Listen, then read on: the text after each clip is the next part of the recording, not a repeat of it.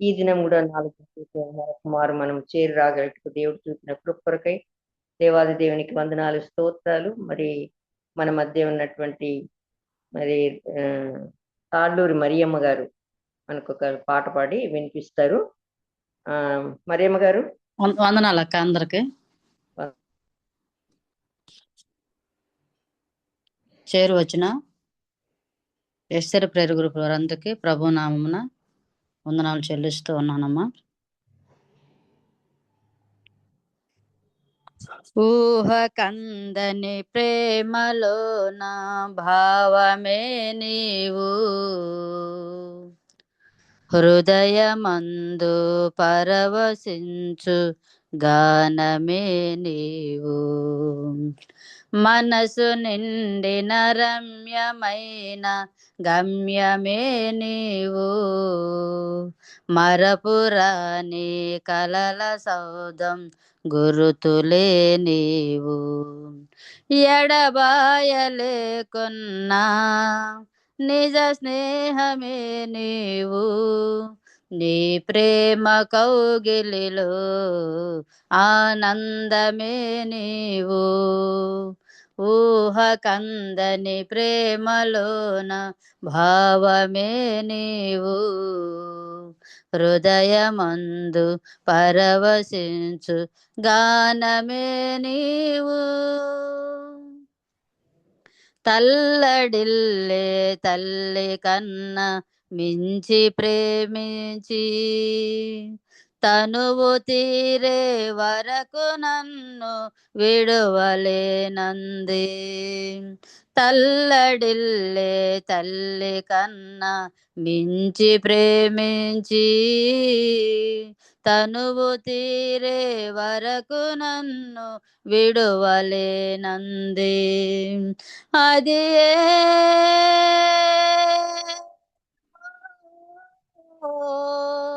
నే గాయపరచిన వేళలు కన్నీరు కార్చిన ప్రేమగా నులువెచ్చనైన ఒడికి చేర్చి ఆదరించిన ప్రేమయే, నీ గుండెలో నన్ను చేర్చిన నీ అమరమైన ప్రేమయే, నీ గుండెలో నన్ను చేర్చిన నీ అమరమైన ప్రేమయే, ఊహ కందని ప్రేమలోన భావమే నీవు, హృదయమందు పరవశించు గానమే నీవు,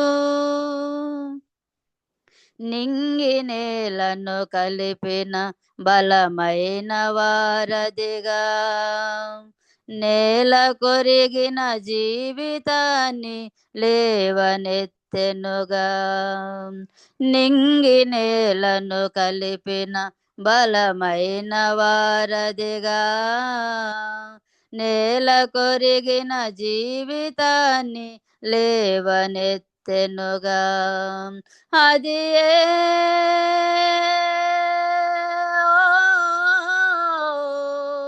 తన మహిమ విడిచిన త్యాగము, ఈ భువికి వచ్చిన భాగ్యము, నన్ను దాటిపోక వెదకిన నీ మధురమైన ప్రేమయే, నీ సర్వమిచ్చిన దాతవు నన్ను హత్తుకున్న స్వామివి, నీ సర్వమిచ్చిన దాతవు నన్ను హత్తుకున్న స్వామివి, ఊహ కందని ప్రేమలోన భావమే నీవు, హృదయమందు పరవశించు గానమే నీవు, దేహమందు గాయమైతే కుదుట పడును గదా, గుండె గాయము గురుతు పట్టిన నరుడు లేడు కదా, దేహమందు గాయమైతే కుదుట పడును గదా, గుండె గాయము గురుతు పట్టిన నరుడు లేడు కదా, నీవే నీవే యేసయ్యా, నా అంతరంగము తరచి చూసిన గాఢమైన ప్రేమవు, నన్ను భుజము పైన మోసిన అలసిపోని ప్రేమవు, నీవు లేనిదే నా బ్రతుకులు విలువంటూ లేనే లేదయ్యా, నీవు లేనిదే నా బ్రతుకులు విలువంటూ లేనే లేదయా. ఊహ కందని ప్రేమలోన భావమే నీవు, హృదయమందు పరవశించు గానమే నీవు, మనసు నిండిన రమ్యమైన గమ్యమే నీవు, మరపురాని కలల సౌధం గురుతులే నీవు, ఎడబాయలేకున్నా నిజ స్నేహమే నీవు, నీ ప్రేమ కౌగిలిలో ఆనందమే నీవు, ఊహ కందని ప్రేమలోన భావమే నీవు, హృదయమందు పరవశించు గానమే నీవు.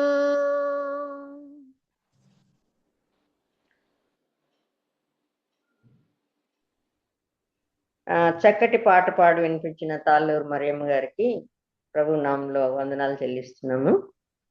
చాలా కాలం తర్వాత జాయిన్ అయినారు. ఈ వాయిస్ నేను చాలా కాలం అయింది. మీ అమ్మాయి బాగున్నారా? బాగున్నారు అక్క, బాగున్నారు అక్క. ఇక్కడ హైదరాబాదేనా? ఎక్కడ ఉంటున్నారు అక్క? నర్సాపేటలో, గుంటూరు. గుంటూరుకి వచ్చేసినారా? ఓకే. ఇప్పుడు మరి మనం ఎంతగానో ఎదురు చూస్తున్నటువంటి మాలిని అక్క, మాలిని పాలక్క మన మధ్య ఉన్నారు. మరి అక్క మనకు ఈ రోజు ఏమి మరి వివరించిన ఉంటున్నారు, బైబిల్లోని చాలా సత్యాలను, తర్వాత హిస్టరీ ఒక చరిత్ర ఏమి ఉంది, ఇస్రాయేలీల చరిత్ర కానీ, ఒక యూదుల యొక్క చరిత్రను కానీ చాలా చక్కగా బైబిల్లో ఉన్నటువంటి చాలా విషయాలని అక్క మనము అంతగా వాటిని గురించి మనస్కరించని విషయాలు, చాలా విషయాలు మనం తెలుసుకోవడానికి అక్క మరి చాలా ప్రయాసపడి మరి అవన్నిటిని మనకు వివరిస్తూ ఉన్నారు. మరి మరొక మారో మరి అందరికీ తెలుసు మాలిని అక్క అని నేను అనుకుంటున్నాను. హైదరాబాద్ లో ఉంటారు అక్క. అక్క ప్రిన్సిపల్ గా చేసి ఒక కాలేజ్, ఉమెన్స్ కాలేజ్ ప్రిన్సిపల్ గా చేసి రిటైర్డ్ అయ్యారు. ప్రస్తుతానికి హైదరాబాద్ లో ఉన్నారు వాళ్ళ అబ్బాయి దగ్గర. మరి అక్క మన మధ్య ఉన్నారు. ఇప్పుడు మనకు అక్క వాక్యాన్ని అందిస్తారు. అక్క మాలిని అక్క, వదనాలక్క, బాగున్నారా? అందరికీ వందనాలు. ఎట్లా ఉంది మీ హెల్త్? దేవుని దయ వల్ల కొంచెం కుంటుతూ నడుస్తున్నాను. అది కొంతకాలం అయిన తర్వాత తగ్గిపోతుంది. Okay okay. మీ షుగర్ లెవెల్స్ కంట్రోల్ అయినాయా? ఇంకా కావాలా? ఇంకా కావాలి. ఇన్సులిన్ తీసుకుంటున్నా. స్లోగా తగ్గిస్తామన్నారు డాక్టరు. తగ్గకూడదట అది. ఓకే. స్లోగా ఇంకొక 2 months అలా. ఈ సమయం మీకు ఇంకా చిన్న ప్రార్థన చేసుకొని స్టార్ట్ చేద్దాము. ఓకే.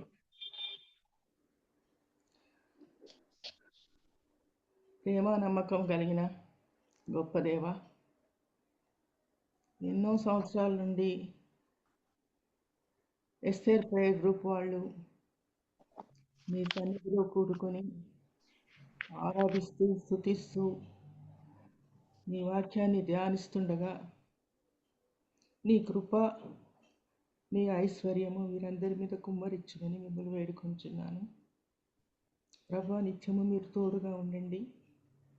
ఈరోజు వాక్యం చెప్పనే ఉండగా మీరే నన్ను నడిపించండి. కాస్త క్రిటికల్గా ఉంటుంది అని అనిపించింది నాకు, కానీ మీరే చక్కగా నాకు గైడ్ చేశారు. స్తోత్రం యేసయ్యా. ఇదే నీ బిడ్డల ముందు పెడుతున్నాను. వారు గ్రహించి అర్థం చేసుకొని మరి ఇతరులకు చెప్పేలాగా అటువంటి కృపని వీరికి అనుగ్రహించమని యేసుక్రీస్తు పేరట అతి వినయంతో బతిమాలి వేడుకొంచున్నాను తండ్రి. ఆమేన్. ఆమేన్. ఆమేన్.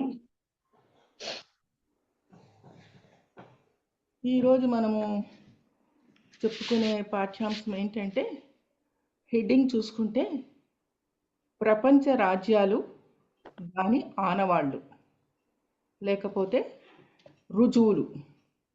ప్రపంచ ప్రపంచాలు ఇంకా ప్రపంచ సామ్రాజ్యాలు ఉమ్, ఆనవాళ్ళు ఆనవాళ్ళు. లేకపోతే రుజువులు అలా రాసుకోండి. రుజువులు అంటే ప్రూఫ్. ఉమ్, ఉమ్, ఉమ్, ప్రపంచ రాజ్యాలకు ప్రూఫ్ మనకి ఎక్కడుందంటే బైబిల్లో ఉంది. అంటే ఈ ఉమ్, ప్రపంచ రాజ్యాలు కాదు, సారీ, సామ్రాజ్యాలు అని రాసుకోండి. ప్రపంచ సామ్రాజ్యం. సామ్రాజ్యాలు ఆనవాళ్ళు.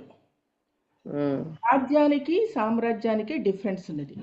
రాజ్యం ఉమ్, ఒకటే, నిర్దిష్టమైన భూభాగము, ఎవరో రాజు ఎవరో ఉంటారు, ప్రజలు ఉంటారు, వాళ్ళని వాళ్ళు పరిపాలించుకుంటారు, లేకపోతే రాజు పరిపాలిస్తారు. ఒకటే ఒకటి ఉంటే సామ్రాజ్యం.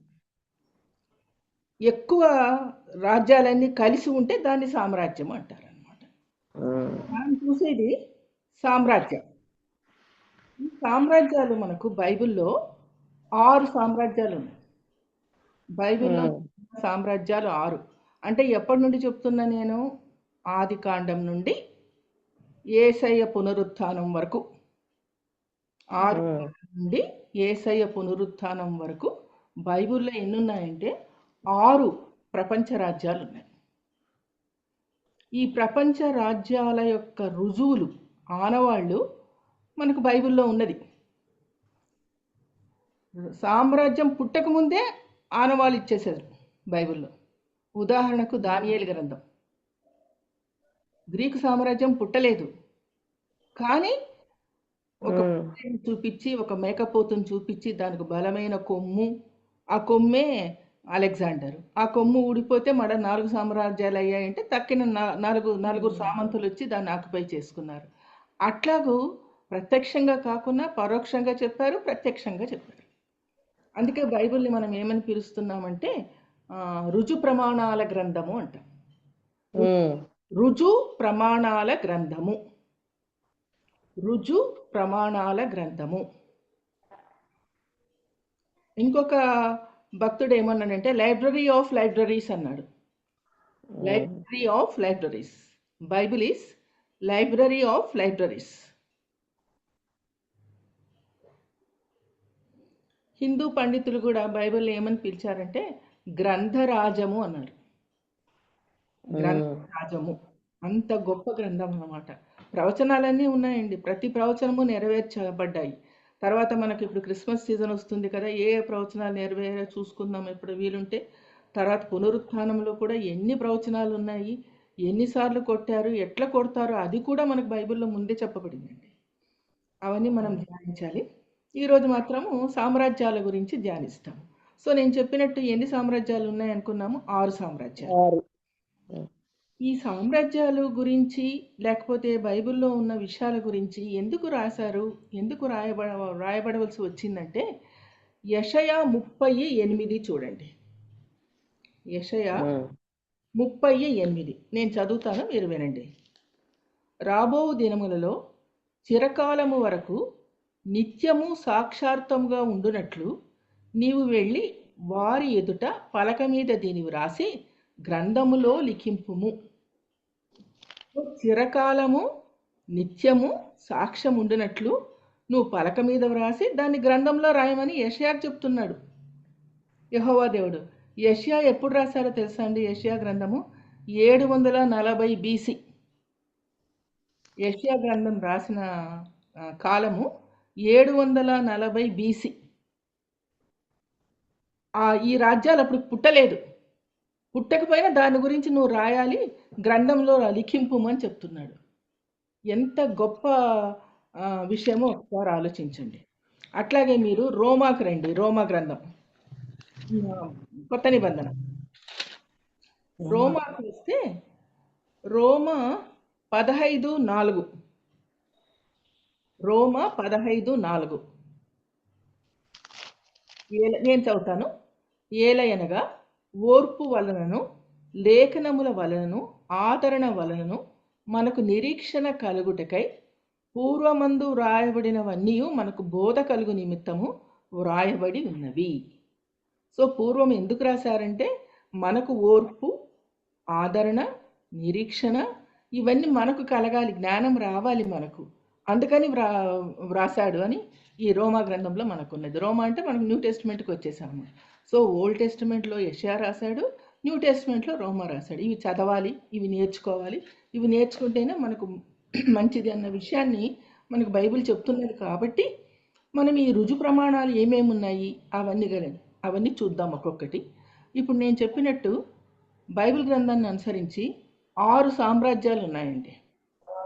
6 సామ్రాజ్యాలు. మొట్టమొదటి సామ్రాజ్యము అక్కదు సామ్రాజ్యము. అక్కదు సామ్రాజ్యం. కాకు కావత్తు. అక్కదు సామ్రాజ్యము క్రీస్తు పూర్వము 2334 సంవత్సరం స్థాపించబడింది. 2334 క్రీస్తు పూర్వం బీసీ. అది మొట్టమొదటి సామ్రాజ్యం. దాన్ని అక్కదు సామ్రాజ్యం అంటారు. ఇంగ్లీష్లో Akkadian empire. Akkadian, AKKADIAN, AKKADIAN, Akkadian umpire.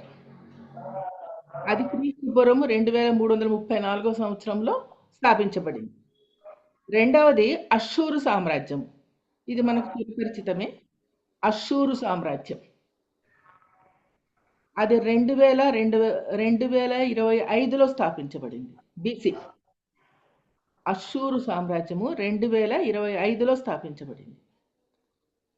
మూడవది బాబిలోన్ సామ్రాజ్యము.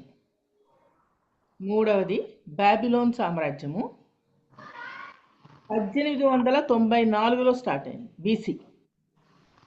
1894 బీసీ సామ్రాజ్యం. నాలుగవది పారసీక సామ్రాజ్యం.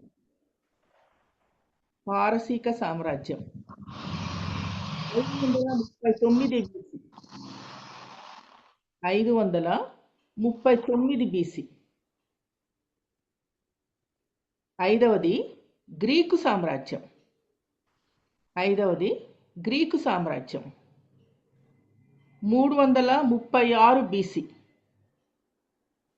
336 బీసీ. ఆరవది రోమా సామ్రాజ్యం. ఏడి. రోమా సామ్రాజ్యం వచ్చినప్పుడు ఏడి అంటే బీసీ కాలం అయిపోయింది, ఏడి కాలం. ఏడి అంటే ఏంటండి? ఏడి అంటే ఏంటో చెప్పగలరా? After death of Christ. కాదు, అన్నా డొమినిక్. కాదు, అన్నా డొమినికా. రాసుకోండి. గ్రీకులో ఏడి అంటే అన్నా డొమినికా. ANNA, అన్నా డొమినికా. DOMINICA, Dominica. అన్నా డొమినికా గ్రీకులో. దాని అర్థం ఏంటంటే ఇయర్ ఆఫ్ ద లార్డ్, దేవుని సంవత్సరము. Year of the lord, YEAR, year of the lord అని అర్థం. కానీ ఇప్పుడు దీన్ని అందరూ యాక్సెప్ట్ చేయడం లేదండి. ప్రపంచంలో యాక్సెప్ట్ చేయకుండా వేరేవన్నీ పెట్టుకుంటున్నారు. ఇలా ఏడి బీసీ అలా అనడం లేదు ఇప్పుడు కొత్తగా. దానికి ముందు దీనికి ముందు అలా ఇలా అని మాట్లాడుతున్నారు అనమాట. ఇలా యాక్సెప్ట్ చేయడం లేదు. కానీ మనకి ఇలా ఉంది కాబట్టి బైబిల్లో మనం అలాగే చేస్తాం. సో 6 రాజ్యాలు వచ్చేసాయి కదండి. అక్కదు సంవత్సరం చెప్పండి అక్క. ఏడి ఎప్పుడు? ఏడి అంతే. అంటే ఇంకా ఆఫ్టర్ ద యేసయ్య కాలం అన్నమాట. రోమ సామ్రాజ్యము యేసయ్య చనిపోయి పునరుత్థానమైనంత వరకు అదే సామ్రాజ్యం అన్నమాట. ఒకటి నుంచి ఇంకా స్టిల్ ఒకటి నుంచి అంటే ఇంకా మనము 33కి యేసయ్య చనిపోయాడు, కానీ ఆ తర్వాత కూడా రాజ్యం ఉండింది. అది రాజ్యం ఉండిందంటే బహుశా 65-66 బీసీ వరకు ఉండింది, ఏడి వరకు. కానీ మనం చెప్పలేము అనమాట. అందుకని నేను అది వదిలేస్తున్నా. ఏడి అని రాసుకోండి చాలు. ఏడి 1 నుండి సామ్రాజ్యం వచ్చింది. ఒకసారి చదువుతాను, అన్నీ చూసుకోండి. అక్కదు సామ్రాజ్యము 2334 బీసీ. అష్షూరు సామ్రాజ్యము 2025. బాబిలోన్ సామ్రాజ్యము 1894 బీసీ. 4 పారసీక సామ్రాజ్యము 539 బీసీ, గ్రీక్ సామ్రాజ్యము 336 బీసీ, రోమా సామ్రాజ్యము 7. అయిపోయినాయి 6. ఇప్పుడు దాని గురించి చూద్దాం ఒక్కొక్కటి. అంటే ముందు అక్కదు సామ్రాజ్యం. ఈ అక్కదు సామ్రాజ్యాన్ని ఇంగ్లీష్లో చెప్పాను మీకు, అకేడియన్ సామ్రాజ్యము అంటారు.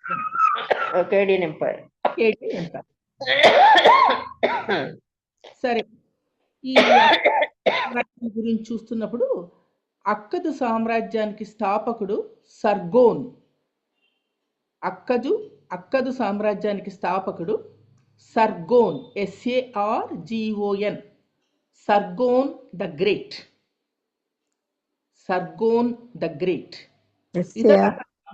Great GREAT. ఇతడు అక్కదు సామ్రాజ్యాన్ని స్థాపించాడు. ఇది ఎక్కడుందంటే మెసొపటోమియా ప్రాంతంలో ఉంది. ఈ రాజ్యము మెసొపటోమియా ప్రాంతంలో ఉంది. మీకు తెలుసు అనుకుంటా, మనం చిన్నప్పుడు మెసొపటోమియా నాగరికత అని చదువుకున్నాం. మెసొపటోమియా ప్రాంతంలో ఉంది. మెసో అంటే మధ్య అనర్థం. మెసో అంటే మధ్య. టోమియా అంటే నది. టోమియా అంటే నది. అంటే 2 నదుల మధ్య ఉన్న భూమి అని అర్థం అన్నమాట. 2 నదుల మధ్య ఉన్న భూమి. సో మెసొపటోమియా ప్రాంతంలో 2 నదులు ఉన్నాయి. ఆ 2 నదుల మధ్య ఉన్న భూమిలో అక్కదు సామ్రాజ్యం స్థాపించబడింది. ఈ అక్కదు సామ్రాజ్యానికి స్థాపకుడు ఎవరంటే సర్గోన్. సరే, ఆ కాలంలో అంటే 2334 సంవత్సరంలో ఎలా స్థాపించబడింది రాజ్యం అంటే, అక్కదులు ఏం చేశారంటే ఒక ప్రదేశానికి వెళ్ళి ఆ ప్రదేశంలో స్థిర నివాసం ఏర్పాటు చేసుకుని వాళ్ళలో పెద్దవాళ్ళని రాజుగా నియమించి ఇది మా రాజ్యము అన్నారు. చుట్టుపక్కల వాళ్ళు ఎవరన్నా ఉంటే వాళ్ళు వచ్చి మమ్మల్ని కలుస్తారంటే కలుసుకోవచ్చు, అందరు కలిసి రాజ్యమని స్టార్ట్ చేశారనమాట. ఈ అక్కదులు ఎవరు అని చూసుకుంటే మనకు నోవా యొక్క కొడుకు తెలుసు కదా, హాము, షేము, యాపెతు. షేము సంతానమే అక్కదులు. నోవా యొక్క కొడుకు షేము సంతానమే అక్కదులు. సెమిటిక్స్ అంటారు వాళ్ళని, సెమిటిక్స్. సరే, దీనికి మనకు రెఫరెన్స్ ఉండాలి కదా, రెఫరెన్స్ లేకుండా మనం చెప్పుకోవడానికి వీల్లేదు. ఆదికాండం 10:10 తీయండి, అక్కడ ఈ పేరు వస్తుంది మనకు. ఆదికాండం 10:10 నేను చదివేరా? ఆదికాండం 10:10 నేను చదువుతాను, వినండి.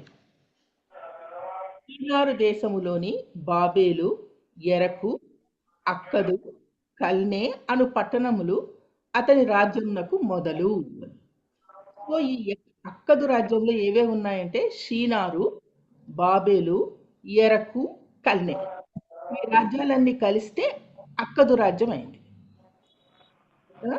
ఆదికాండం 10:10 చూసుకోండి, మీకు తెలుస్తుంది. అక్కదు రాజ్యంలో ఏ రాజ్యాలు ఉన్నాయంటే షీనారు, బాబేలు, ఎరకు, కల్నే, అక్కదు. దీనికంతా హెడ్ ఎవరంటే అక్కదు రాజ్యం. ఈ అక్కదు రాజ్యంలో అగడి అనే ఒక వంశం ఉన్నది. అగడి, AGADE, అగడి అనే వంశం ఉంది. ఈ వంశం వారు ఏం చేశారంటే వాళ్ళు మాట్లాడే భాషకు అక్కదు భాష అని పేరు పెట్టి లిపి మొదలుపెట్టారు. లిపి అంటే స్క్రిప్ట్, రాయడం, ఎలా రాయాలా అనేది లిపి.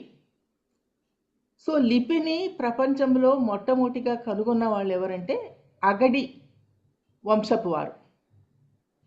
అగడి వంశపు వారు లిపిని కనుక్కున్నారు. ఆ భాష పేరు అగడి భాష, లేకపోతే అకేడియన్ లాంగ్వేజ్ అని అనొచ్చు. అంటే వాళ్ళు మాట్లాడే భాష అగడి భాష, అకేడియన్ లాంగ్వేజ్. ఆదికాండం 2:15 చూడండి ఒకసారి. ఆది కాండము 2:15. ఎవరైనా చదువుతారా? చదువుతాం. 2:15 4వ నది, అవునా? 2:15 మరియు దేవుడైన యెహోవా నరుని తీసుకొని ఏదైనా తోటను సేద్యపరచుటకును కాచుటకును దానిలో ఉంచెను. మరియు దేవుడైన యెహోవా ఈ తోటలోనున్న ప్రతి వృక్ష ఫలములను నీవు నిరభ్యంతరముగా తినవచ్చును. 14 ఇదేనా? కొంచెం అది కాదు, పైన నదుల ఆ, అయితే 12 ఉమ్, 11 నుంచి చదువుతాను. మొదటి దాని పేరు 10 నుంచి చదువుతాను. మరియు ఆ తోటను తడుపుటకు ఏదేనిలో నుండి ఒక నది బయలుదేరి అక్కడ నుండి చీలిపోయి 4 శాఖలాయను. ఉమ్, మొదటి దాని పేరు పీషోను. అది హవీలా దేశం అంతటి చుట్టూ పారుచున్నది. అక్కడ బంగారం ఉన్నది. ఆ దేశపు బంగారం శ్రేష్టమైనది. అక్కడ బోళమును గోమేధికమును దొరుకును. రెండవ నది పేరు గీహోను. అది కూషు దేశం అంతటి చుట్టూ పారుచున్నది. మూడవ నది పేరు హిద్దెకేలు. అది అషూరు తూర్పు వైపున పారుచున్నది. నాలుగవ నది యూఫ్రటీస్. మరియు యూఫ్రటీసు. చాలు కదా. యూఫ్రటీసు. మరియు దేవుడైన యెహోవా యెహోవా నరుని తీసుకొని ఏదైనా తోటను సేద్యపరచుటకును దాని కాచుటకును దానిలో ఉంచెను. చాలు. నేను ఇందాకే చెప్పాను, మెసొపటోమియా అంటే 2 నదుల మధ్య ఉన్న స్థలము అని. ఏంటి అంటే ఒకటేమో యూఫ్రటీసు, ఇంకోటేమో టైగ్రిస్. యూఫ్రటీసు టైగ్రిస్ మధ్య మెసొపటోమియా ప్రాంతంలో అక్కదు సామ్రాజ్యం నిర్మించబడింది. సో యూఫ్రటీస్ దగ్గర మనకి ఏదున్నది? యెహోవా దేవుడు ఏది పెట్టాడు? ఆదామును అవ్వను పెట్టాడు, ఏదైనా వనాన్ని పెట్టాడు. అంటే బహుశా యెహోవా దేవుడు ఆదాముతో అవ్వతో అకేడియన్ భాషలోనే మాట్లాడి ఉండవచ్చు అని పండితుల అభిప్రాయం.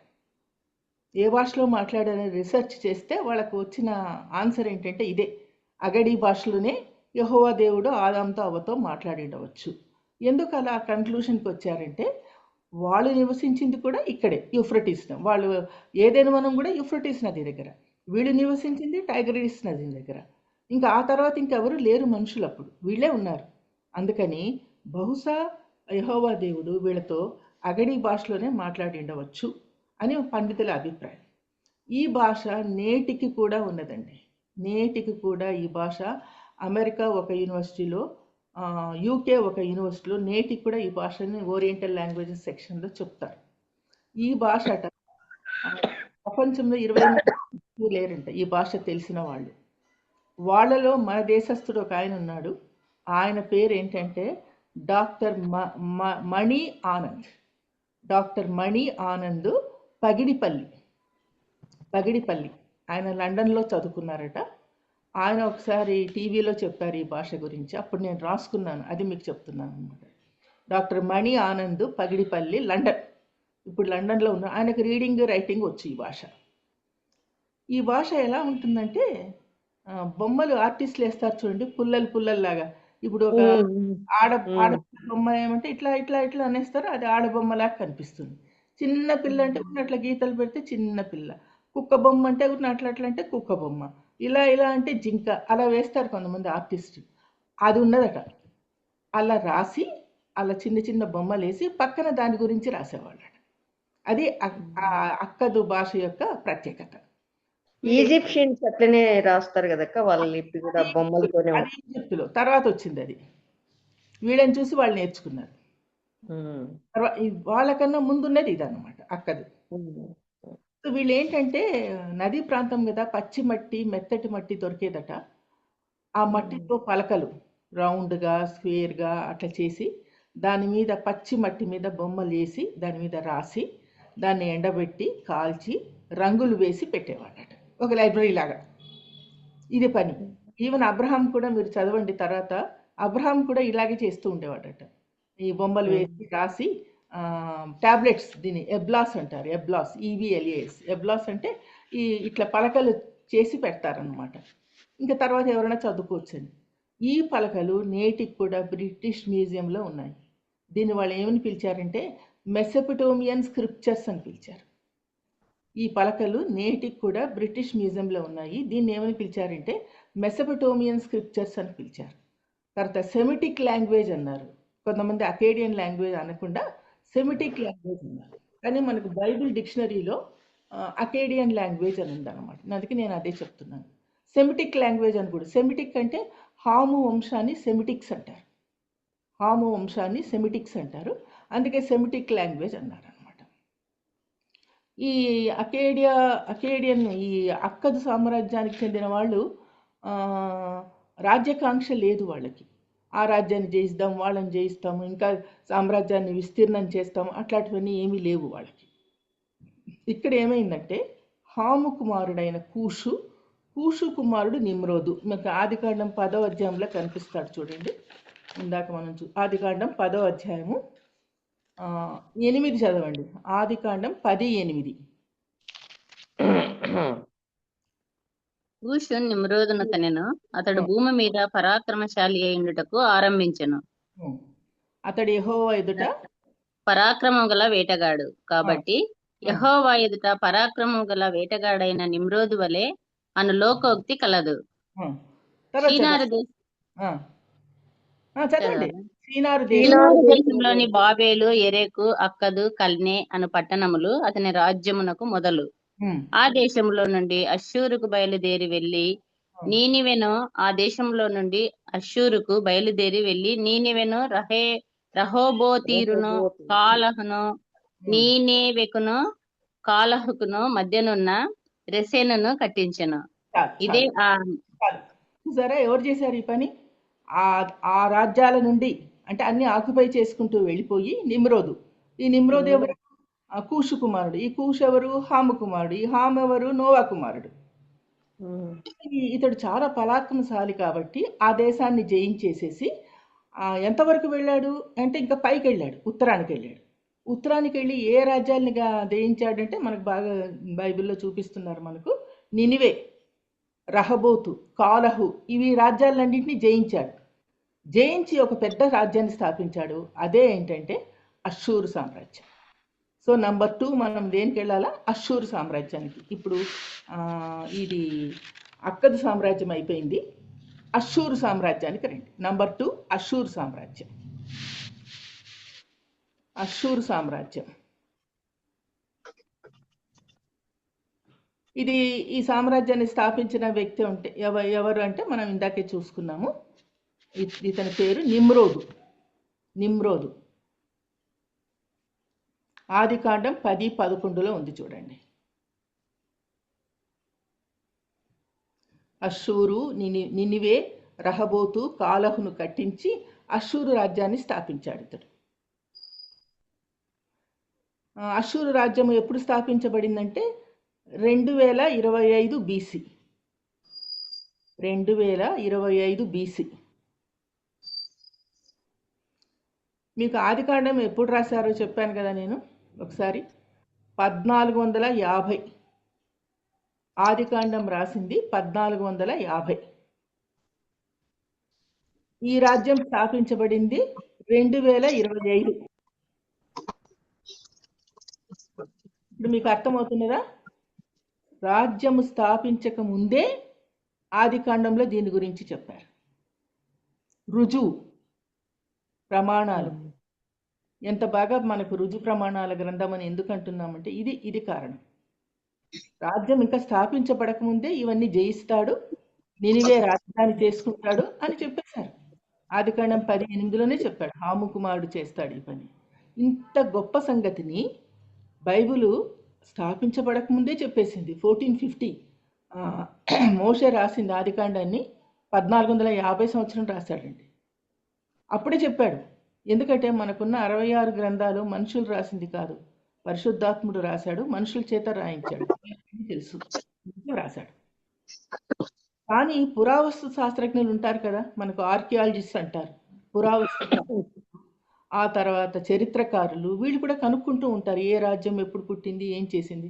వాళ్ళు ఎప్పుడు కనుక్కున్నారో తెలుసా? అష్షూరు సామ్రాజ్యాన్ని గురించి 1845లో కనుక్కున్నారు. అష్షూరు సామ్రాజ్యం స్థాపించబడింది అని చెప్పి. బైబిల్లో 1450 చెప్తే వీళ్ళు 1845లో చెప్పారనమాట ఈ సామ్రాజ్యం స్థాపించబడింది అని. తర్వాత ఈ సామ్రాజ్యాన్ని గురించిన ప్రాఫెసీ కూడా ఉందండి. ఏంటి ఆ ప్రాఫెసీ అంటే, యెషయా 21 చూడండి. యెషయా 21.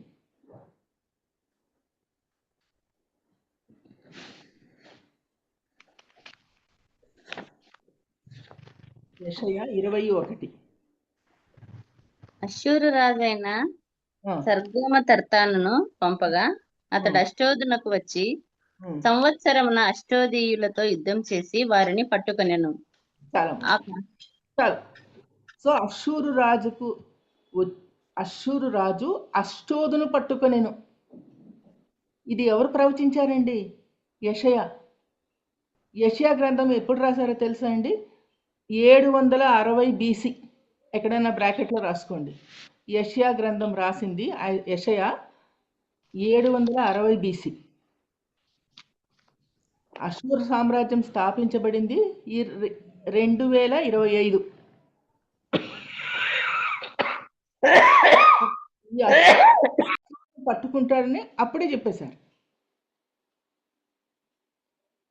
తర్వాత ఇంతకన్నా గొప్ప సంగతి, ఇంకొక గొప్ప సంగతి ఏంటంటే, అష్షూరు వాళ్ళకి ఇజ్రాయెల్ వారికి ఎప్పుడు పడదు. అష్షూరు ఎప్పుడు ఇజ్రాయెల్ వారి మీదకి యుద్ధానికి వెళ్ళి బానిసలుగా వాళ్ళని తీసుకొని రావడము, చెరపట్టడము ఇవన్నీ చేసింది. ఎందుకు అలా చేయాల్సి వచ్చిందంటే, ఈ ఇజ్రాయేలీలకి రాజు లేడండి. న్యాయాధిపతులు వాళ్ళే ఉండేవాళ్ళు. వాళ్ళకి అంటే మిలిటరీ పవర్ అట్లాంటివన్నీ ఏమీ లేవు. వీళ్ళేమో బలసూరులు. అందుకే వచ్చి జయించడము, పట్టుకొని పోవడము అలా చేస్తూ ఉండేవాళ్ళు అనమాట. ఇక్కడ మీకు 2వ రాజులు 19, 35, 36 చదవండి. 2వ రాజులు 19, 19 నేను చదివారా? 2వ రాజులు 19, 35. ఆ రాత్రియే యెహోవా దూత బయలుదేరి అష్షూరు వారి దండుపేటలో చొచ్చి 185,000 మందిని హతం చేసెను. ఉదయమున జనులు లేచి చూడగా వారందరూ మృతకళేబరములై ఉండిరి. అష్షూరు రాజైన సన్హెరీబు తిరిగిపోయి నీనివే పట్టణమునకు వచ్చి నివసించిన తర్వాత అతడు నిస్రోకు అను దేవత మందిరమందు బ్రొక్కుచుండగా అతని కుమారులైన అద్రెమ్మెలెకును షెరేజరును ఖడ్గంతో అతని చంపి అరారాతు దేశంలోనికి తప్పించుకొని పోయిరి. అప్పుడు అతని కుమారుడైన ఏసర్హద్దోను అతనికి మారుగా రాజాయను. చాలు, చూసారా? అప్పుడు కూడా ఇజ్రాయెల్ వారికి తోడు ఎవరున్నారంటే యెహోవా దేవుడు ఉన్నాడు. ఒక్క రాత్రిలో యెహోవా దూత వచ్చి 185,000 మందిని మొత్తింది, చంపేసింది. అష్షూరు వారి చేతిలో నుండి ఎవరిని రక్షించిందంటే ఇశ్రాయేలీలను రక్షించింది. ఆ కాలంలో రక్షించిన తర్వాత ఇతడు ఏం చేశాడంటే, అంతమంది చనిపోయేటప్పుడు ఓడిపోయాడు కాబట్టి ఈ నిస్రాన్ రాజు ఏం చేశాడు, సన్హెరీబు నినివేకి వెళ్ళిపోయి వాళ్ళకు ఒక దూత ఉంది, వాళ్ళకు ఒక దేవుడు ఉన్నాడు. ఆ దేవుడి పేరు నిస్రోను. ఆ నిస్రోను దేవతకు మొక్కడానికని టెంపుల్లోకి వెళ్ళిపోతే ఆయన కొడుకులే ఆయన్ని చంపేశారు. అంటే వీళ్ళంతా విగ్రహారాధికులేనండి. అష్షూరు రాజ్యం అంతా విగ్రహారాధనే. విగ్రహారాధన చేస్తున్న వాళ్ళకి మరణం ఇట్లాగే ఉంటుంది అనమాట, సడన్గా వస్తుంది. సో చనిపోయేశారు. చనిపోయిన తర్వాత కానీ వీళ్ళకి ఎప్పుడు ఇజ్రాయెల్ మీదనే ఉంటుంది. ఇజ్రాయెల్ని చెరబట్టాలని, ఇజ్రాయెల్ని ఆక్యుపై చేసుకోవాలని. ఎందుకు అలా ఉంటుందంటే ఇజ్రాయెల్లో యూనిటీ లేదు. వీళ్ళు కూడా విగ్రహారాధికులు, వ్యభిచారము, దేవునికి అవిధేయులు ఇలా ఉన్నారు కాబట్టి మాటి మాటికి ఈ అష్షూరు రాజులు ఇశ్రాయేల్ దేశం మీదకి వచ్చారండి. అట్లాగే మీరు మొదటి దినవృత్తాంతములు 5:26 చూడండి.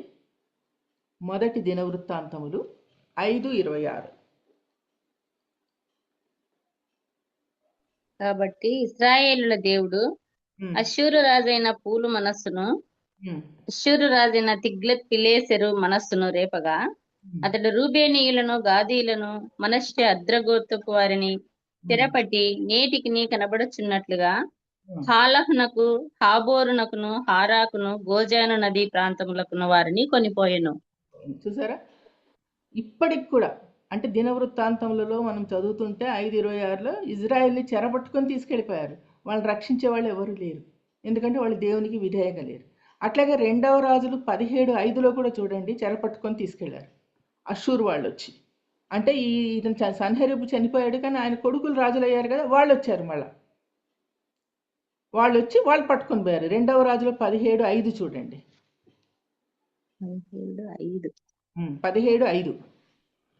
అష్షూరు రాజు దేశమంతటి మీదికిని షోమ్రోను మీదికిని వచ్చి 3 సంవత్సరములు షోమ్రోనును ముట్టడించెను. చూసారా? హోషేయ చాలా చదవండి. చెరపట్టబడ్డారు అని. హోషేయ ఏలుబడిలో 9వ సంవత్సరమందు అష్షూరు రాజు షోమ్రోను పట్టణమును పట్టుకుని ఇశ్రాయేలు వారిని అష్షూరు దేశంలోనికి చెరగొనిపోయి గోజాను నది దగ్గరున్న చాలు. సో చెరపట్టుకుని వెళ్ళిపోతున్నారు అంతే. వాళ్ళకి కావాల్సిన వాళ్ళు చెరపట్టుకుని వాళ్ళు బానిసలు చేశారు. ఇజ్రాయేలీలు ఆల్మోస్ట్ చుట్టుపక్కల ఉన్న దేశంలో అంతా ఇజ్రాయేల్ అందరూ ఎట్లున్నారంటే బానిసలుగా ఉన్నారండి. ఇజ్రాయెల్కి రావడం, పట్టుకొని పోవడం, వాళ్ళని బానిసలు. ఎందుకంటే వీళ్ళు బలంగా బాగా పుష్టిగా ఉండేవాళ్ళు, వీళ్ళతో పనులు చేయించేవాళ్ళు అనమాట. చాలా ఘోరం. ఇంత అవుతున్నా కూడా వీళ్ళు దేవుడికి మనము ఒబీడియంట్గా ఉండాలని అనిపించలేదు. అష్షూరు రాజ్యం చాలా పెద్ద గొప్ప రాజ్యం అయినా కూడా వీళ్ళు అష్షూరు వాళ్ళు వస్తారని కూడా వీళ్ళు అనుకోలేదు. అవిధేయతతోనే ఉన్నారు. అంత అవిధేయతతో ఉన్న వీళ్ళ కోరిక చూడండి. ఎజ్రా 4:2 చూడండి. ఎజ్రా 4:2. ఎజ్రా 4:2. జెరుబ్బాబెలు నద్దకును పెద్దలలో ప్రధానుల యొద్దకును వచ్చి మీరు ఆశ్రయించినట్లు మేమును మీ దేవుని ఆశ్రయించు వారము. ఇచ్చటికి మమ్మను రప్పించిన అష్షూరు రాజైన ఏసరహద్దోను యొక్క కాలము మొదలుకొని మేము యెహోవాకు బలులు అర్పించు వారము. మేమును మీతో కలిసి కట్టెదమని చెప్పిరి. అందుకు జెరుబ్బాబెలును యోషువయు చాలా అంటే అని చెప్పాడు కదా. జెరుబ్బాబెలు నో అని చెప్పాడు కదా, వద్దు అన్నాడు. సో అంత చంపి అంత చేసినా కూడా మళ్ళీ అష్షూరు వాళ్ళు ఏంటంటే భయం అన్నమాట. వాళ్ళ దేవుడు గొప్ప దేవుడు అన్న విషయం వాళ్ళకి తెలుసు. అందుకే మేము కూడా వస్తాము, మీరు దేవాలయం జెరుబ్బాబెలు మీకు తెలుసు కదా, 2వ దేవాలయం కట్టింది జెరుబ్బాబెలు.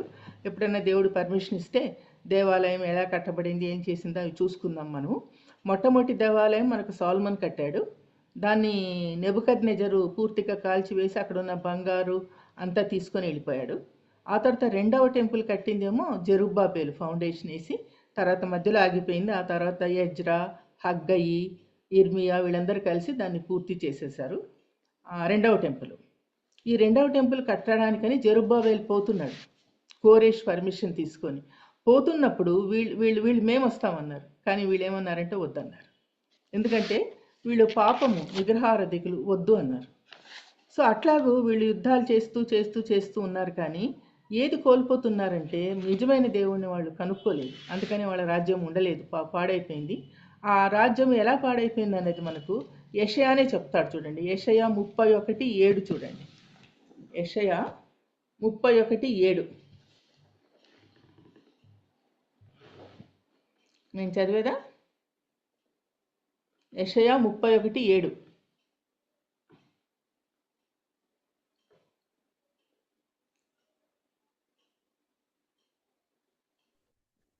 మీకు మీరు పాపం కలుగజేసుకుని మీ చేతులతో మీరు నిర్మించిన వెండి విగ్రహములను సువర్ణ విగ్రహములను ఆ దినమున మీలో ప్రతివాడును పారవేయును. నరునిది కాని ఖడ్గము వలన అష్షూరీయులు కూలుదురు. మనుషునిది కాని కత్తి పాలగుదురు. ఖడ్గం ఎదుట నుండి వారు పారిపోవుదురు. వారి పడుచువారు దాసులగుదురు. భీతి చేత వారి ఆశ్రయదుర్గము సమసిపోవును. వారి అధిపతులు ధ్వజమును చూచి భీతి నుండి వెనక తీయుదురని యెహోవా సెలవిచ్చుతున్నాడు. సో అష్షూరు రాజ్యం అలా పాడైపోయింది. వాళ్ళ విగ్రహాలు వాళ్ళ చేతుల్లో వాళ్ళే పడేశారు. విగ్రహాలు పడేశారు, ఖడ్గంతో కూల్చబడ్డారు. ఆశ్రయదుర్గమే లేకుండా వాళ్ళు అష్షూరు రాజ్యమే లేకుండా సమసిపోయింది అనమాట. అంత గొప్ప రాజ్యము అష్షూరు రాజ్యము. అన్ని రాజ్యాలు కలిసి అష్షూరు సామ్రాజ్యాన్ని స్థాపించారు. ఎన్నోసార్లు ఇజ్రాయెల్ని ఓడించారు వాళ్ళు. అయినా కూడా వాళ్ళ సామ్రాజ్యం ఉండలేదు, పడిపోయింది. ఎలా పడిపోయిందంటే వాళ్ళ విగ్రహాలని పడేసి యుద్ధానికి పోయినారు, యుద్ధంలో ఓడిపోయినారు. ఇంకా అష్షూరు రాజ్యం లేదు. తర్వాత 3వ సామ్రాజ్యానికి వస్తాము. ఇది అందరికీ తెలుసు, బాబిలోన్ సామ్రాజ్యం. 3వది బాబిలోన్ సామ్రాజ్యము. 1894లో స్టార్ట్ అయింది బాబిలోన్ సామ్రాజ్యం. దీనికి చాలా పేర్లు ఉన్నాయండి. స్థాపకుడక్క చెప్తాను. బాబేల్, దీన్ని బాబేల్ అని పిలుస్తారు, కల్దియా అని పిలుస్తారు, షీనార్ అంటారు, బాబిలోన్ అంటారు, బాగ్దాద్ అంటారు. బాబే సెకండ్ వన్ అంటే Babel, Chaldea, Chaldea. Shinar, Babylon, Baghdad. ఏదన్నా కూడా ఒకటే. బాబేలు, కల్దియా, బాగ్దాద్. షీనార్, ఈనార్ బాబిలోన్, బాగ్దాద్.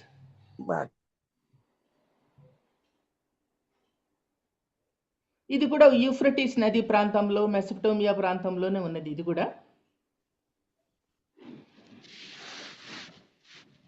మీకు బాబిలోను, బాబేల్ అంటే మనకు తెలుసు కదా, ఒక పెద్ద టవర్ని కట్టి వాళ్ళ అని బాబేలు గోపురం.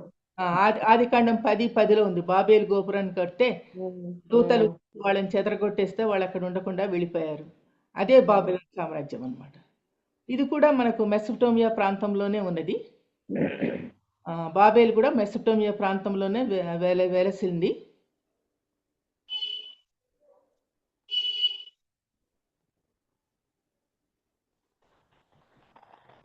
ఇది ఎవరు స్థాపించారు ఏమిటి అన్నది మనకు లేదు, కానీ అందరూ కలిసి అంటే మా రాజులందరూ కలిసి దాన్ని స్థాపించారు అనమాట. మీరు ఆదికాండం 10:10 చూడండి. ఆదికాండం 10:10.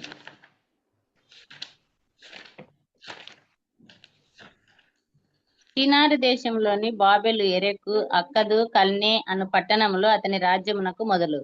ఆ దేశంలో నుండి అష్షూరుకు బయలుదేరి వెళ్ళి నీనెవను, రహోబోతీరును, కాలహును. అదే ఒకసారి చదివారు కదా, అదే అక్కడ ఉన్న రాజ్యాలన్నీ ఇక్కడ కలిసాయి చూడండి. మరి కల్దియా, షీనారు ఆ రాజ్యాలన్నీ కలిసే బాబిలోన్ సామ్రాజ్యం అయింది. అట్లాగే ఇర్మియా 24:5 చదవండి. ఇర్మియా 24:5.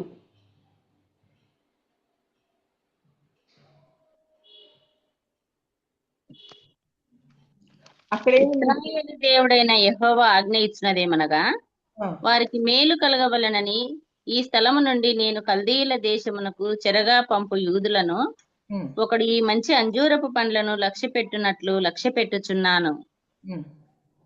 వారికి మేలు కలుగునట్లు నేను వారి మీద దృష్టి ఉంచుచు ఈ దేశమునకు వారి. చాలు. సో ఇర్మియా ప్రవచించాడు. అక్కడికి ఎవరిని పంపిస్తున్నాడు అని చెప్తున్నాడంటే ఈజీగా బాగా కనిపిస్తోంది చూడండి. కల్దీయుల్ని పంపిస్తున్నాడు. అందుకే కల్దియా దేశం అని కూడా అంటారు దాన్ని. ఇంతమంది కలిసి బాబిలోన్ సామ్రాజ్యం స్థాపించబడింది అనమాట. అందుకని ఒక్కరి పేరు ఎక్కడా లేదు మనకు. కల్దీయులు ఉన్నారు, బాబిలోన్ వాళ్ళు ఉన్నారు, షీనార్ వాళ్ళు ఉన్నారు, బాగ్దాద్ వాళ్ళు ఉన్నారు. వీళ్ళందరూ కలిసి ఆ రాజ్యాన్ని స్థాపించారనమాట. అందుకే బాబిలోన్ సామ్రాజ్యం చాలా పెద్ద సామ్రాజ్యం. యూఫ్రటీస్ నది ప్రాంతంలో అంతా ఉన్నది బాబిలోన్ సామ్రాజ్యం. మెసొపటోమియా ప్రాంతం అంతా ఉంది. ఉత్తరము, దక్షిణము అంతా వీళ్ళే ఉన్నారు. మీకు సద్దాం హుస్సేన్ అనే పేరు తెలుసు అనుకుంటా, గుర్తుంది అనుకుంటాను. సద్దాం హుస్సేన్ అమెరికా చంపేసింది. ఎందుకంటే ఈయన పెద్ద ఆటం బాంబును తయారు చేసి అమెరికా మీద వేయాలని, క్రైస్తవులే ఉండకుండా చేయాలని ఇతడు ప్లాన్ చేశాడు. అప్పుడు అమెరికన్స్ ఈయన్ని చంపేశారు. సద్దాం హుస్సేన్ బాబిలోన్కి చెందినవాడే అనమాట. ఇతడు కూడా ఆ ప్రాంతంలో నివసించిన వాడే. ఇతడు కూడా యూదులకు చాలా పూర్తిగా వ్యతిరేకం అన్నమాట. తర్వాత దానియేలు 1:1 చూడండి. దానియేలు 1:1.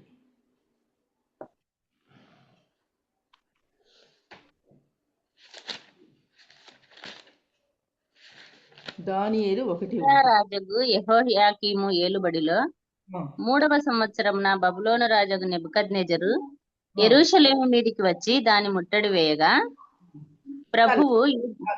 చాలు. సో వీళ్ళు వాళ్ళంతటికి వాళ్ళు రాజ్యాన్ని చేసుకుని పరిపాలించడమే కాకుండా మరి ఎవరి మీదకి వస్తున్నారు? యెరూషలేము మీదకి వస్తున్నారు చూడండి. నెబుకద్నెజరు. ఈ నెబుకద్నెజరే మన సోలొమోన్ కట్టిన దేవాలయాన్ని పూర్తిగా స్మాష్ చేసి ఉన్న బంగారునంతా తీసుకొని వెళ్ళిపోయాడు. వెళ్ళిపోతూ ఊరికే వెళ్ళిపోకుండా ఇజ్రాయేల్ వాళ్ళని చెరగొనిపోయాడు. మీకు తెలుసు అనుకుంటాను. దానియేలు, షడ్రకు, షడ్రకు, మేషకు, అబేద్నెగో వీళ్ళందరినీ తీసుకుపోయింది ఎవరు అనుకున్నారు? నెబుకద్నెజర్. నెబుకద్నెజర్. మీరు దానియేలు గ్రంథం చదవండి, మీకు బాగా తెలుస్తుంది. యంగ్స్టర్స్, బాగా స్మార్ట్గా ఉన్న వాళ్ళు, తెలివిగల వాళ్ళు, రాజవంశానికి చెందిన వాళ్ళనే సెలెక్ట్ చేసుకున్నారు. తర్వాత అక్కడ పోయిన తర్వాత కల్దీయుల భాష నేర్పించాడు. ఎందుకంటే వాళ్ళకి తెలుసు ఇజ్రాయేలీలకి చాలా తెలివితేటలు ఉన్నాయి, వాళ్ళ చేత పనులు చేయించుకోవాలని చెప్పి వీళ్ళందరినీ పట్టుకొని వెళ్ళిపోయాడు అనమాట. యంగ్స్టర్స్ని తీసుకొని పట్టుకొని పోయి తన రాజ్యంలో ఉంచుకున్నారు. మనకు తెలుసు దానియేలు, షడ్రక్, మెషక్ ఒక బ్యాచే కాదండి, 3 సార్లు దండెత్తాడు. రెండోసారి తీసుకెళ్ళాడో తెలుసా? మొర్దెకై, మీకు తెలుసు కదా, ఎస్తేరు పినతండ్రి తెలుసు కదా మీకు. ఎస్తేరు పినతండ్రి, ఎస్తేరు బంధువులందరినీ రెండోసారి పట్టుకొని వెళ్ళాడు. తర్వాత మూడోసారి కూడా వెళ్ళిపోయాడు. ఎప్పుడు అటాక్ చేయడమే, ఎప్పుడు అటాక్ చేయడమే. ఆ అటాక్స్ అన్ని మనకు రాజుల గ్రంథంలో ఉన్నది, 2వ రాజుల గ్రంథంలో. ఈ అటాక్ చేయడం వల్ల ఏమవుతుందంటే రాజ్యం పెద్దగా అవుతుంది అనుకుంటున్నారు, కానీ కాలేదు. ఇస్రాయేల్ మీద వాళ్ళు దండెత్తారు కాబట్టి వాళ్ళ రాజ్యం రోజు రోజుకి కృషించిపోయింది. ఎందుకంటే దేవుడికి అది ఇష్టం లేదు, తన జనుల మీదకి రావడం దేవుడికి ఇష్టం లేదు. అందుకని ఏమైపోయింది, బాబిలోన్ రాజ్యము రోజు రోజుకి కృషించిపోతూ ఉండింది అనమాట. సో అది మీరు చూడాలంటే 2వ రాజుల 24:1 చూడండి. 2వ రాజులు 24:1.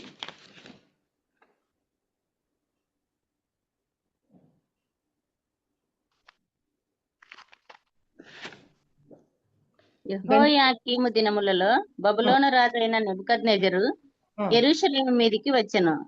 యెహోయాకీము అతనికి దాసుడై 3 ఏండ్ల సేవ చేసిన తర్వాత అతని మీద తిరుగుబాటు చేయగా యెహోవా అతని మీదికిని తన సేవకులైన ప్రవక్తల ద్వారా తాను సెలవిచ్చిన మాట చొప్పున యూదా దేశమును నాశనం చేయుటకై దాని మీదికిని కల్దీయుల సైన్యములను, సిరియనుల సైన్యములను, మోయాబీయుల సైన్యములను, అమ్మోనీయుల సైన్యములను రప్పించెను. చూసారా ఎంతమంది అటాక్ చేస్తున్నారు యూదా రాజ్యాన్ని?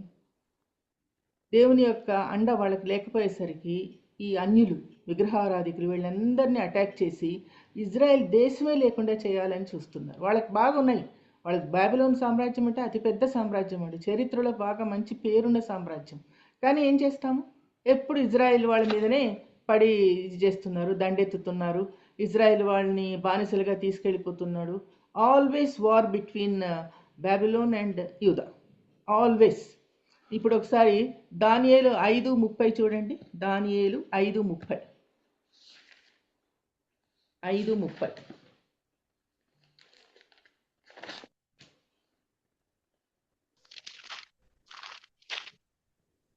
ఆ రాత్రి ఎందే కల్దీయుల రాజగు బెల్షస్సరు హతుడాయెను. మాదీయుడగు దర్యావేషు 62 సంవత్సరముల వాడే సింహాసనము నెక్కెను. చూసారా, ఎవరైతే యుద్ధానికి చేసేదానికి వస్తారో వాళ్ళు చచ్చిపోతున్నారు, నెక్స్ట్ రాజులు అవుతున్నారు అనమాట. అలా ఈ బాబిలోన్ సామ్రాజ్యం అనేది లేకుండా పోయింది. తర్వాత ఈ బాబిలోన్ సామ్రాజ్యం ఎలా ఉండిందంటే ఏ ప్రాంతానికి ఆ దేవత వేరు, ఆ ప్రీస్ట్ వేరు, వాళ్ళ సామూహిక పండుగలు వేరు, వీళ్ళతో కలిసేవాళ్ళు కాదు. దేవదాసులు కూడా ఉండేవారట, అంటే డ్యాన్స్లు వేయడానికి టెంపుల్స్లో వీళ్ళందరూ ఫంక్షన్స్ చేసుకుంటే డ్యాన్సులు వేయడానికి దేవదాసులు కూడా ఉండేవాళ్ళంట. ఊరేగింపులు ఉండేవాళ్ళంట. ఇప్పుడు కూడా మనకు కొన్ని పండగలకి పల్లెల్లో అట్లా చోట చేస్తుంటారు చూడండి, దేవుణ్ణి పట్టుకొని రథం మీద పెట్టి ఊరేగింపులు, అవి అప్పుడే ఉండేవి. ఈ ఊరేగింపులు, ఈ పండుగలంట 1 రోజు 2 రోజులు కాదు, 2 వారాలు జరిగేవాట. 2 వారాలు జరిగేవాట. అందుకే విగ్రహారాధన కాబట్టి దేవుడు దాన్ని సహించలేకపోయాడు. ఈ విషయం మనకు ఇర్మియా 51 చూడండి. ఇర్మియా 51.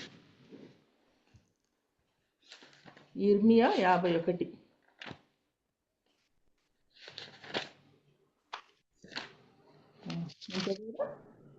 ఇర్మియా 51.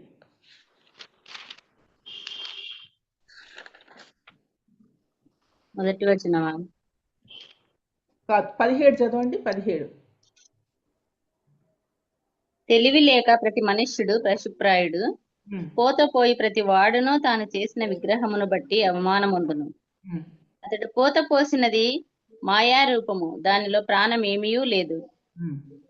అవి ఆశను చెడగొట్టు మాయా కార్యములు. విమర్శ కాలమున అవి నశించిపోవును. చాలు. చూసారా, వాళ్ళు వాళ్ళు తయారు చేసిన విగ్రహాలే వాళ్ళని వాళ్ళ రాజ్యాన్ని నాశనం చేసేసాయి, లేకుండా చేసేసాయి. అట్లాగే మీరు 51:11 చదివినా కూడా మీకు తెలుస్తుంది చూడండి. 51:11 ఇర్మియా, సారీ 11 కాదు 29 చదవండి. ఇర్మియా 51:29. భూమి కంపించుచున్నది, నొప్పి చేత అది గిజగిజలాడుచున్నది. ఒక్క నివాసియు లేకుండా బబులోను దేశమును పాడుగా చేయవలెనని బబులోనును గుర్చిన యెహోవా ఉద్దేశము స్థిరమాయెను. చూడండి, యెహోవానే బబులోను దేశాన్ని పాడు చేసేసాడు. అట్లాగే 33 చదవండి, అదే 51:33. ఇశ్రాయేలు దేవుడును సైన్యములకు అధిపతియునగు యెహోవా ఇలాగ సెలవిచ్చుచున్నాడు. బబులోను పురము చదరము చేయబడిన కళ్ళం వలె ఆయను. ఇంకా కొంతసేపటికి దానికి కోతకాలము వచ్చును. 37కి రండి. 37. బబులోను నిర్జనమై కసువు దిబ్బలుగా ఉండును, నక్కలకు నివాస స్థలములగును. అది పాడై విషాలకి కారణముగా ఉండును. సరే, నాశనం ఏందో, ఆ నాశనం దేనివల్ల అయిందంటే కేవలం విగ్రహారాధన మూలాన బబులోను అంత పెద్ద సామ్రాజ్యము అది లేకుండా పోయేసి. సో ఇప్పుడు మనం 3 సామ్రాజ్యాలు చూసాము. అక్కదు సామ్రాజ్యము, రెండవదేమో అషూరు సామ్రాజ్యము, మూడవదేమో బబులోను సామ్రాజ్యం. ఇప్పుడు 4వ దానికి వెళ్దాము. మాదీయ పారసీక రాజ్యం. మాదీయ పారసీక రాజ్యం 539 BC. 539 BC.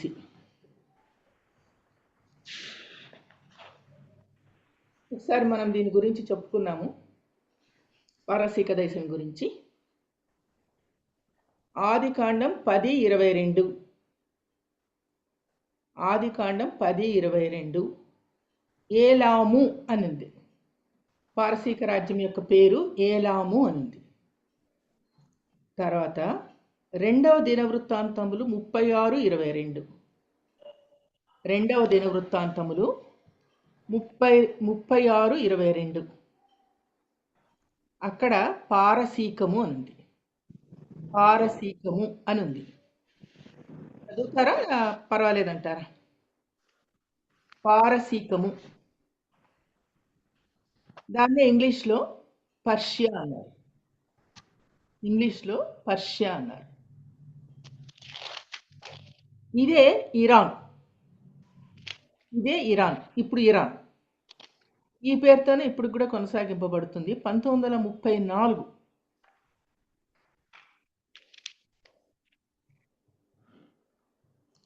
దీన్ని స్థాపించింది కోరేషు.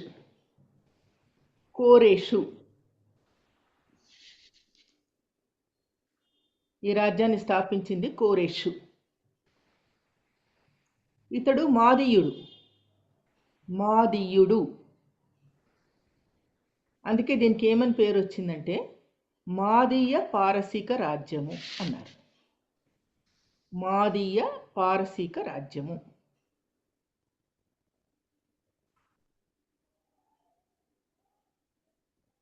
మాదీయ పారసీక రాజ్యము.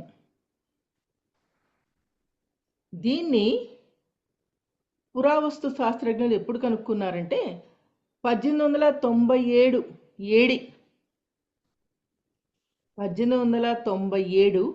ఏడీలో కనుగొన్నారు. ఇది స్థాపించబడింది 539 BC. కనుక్కున్నది 1897 ఏడి.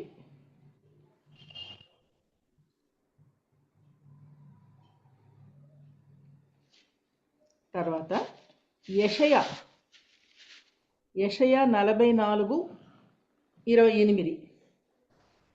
యెషయా 44:28.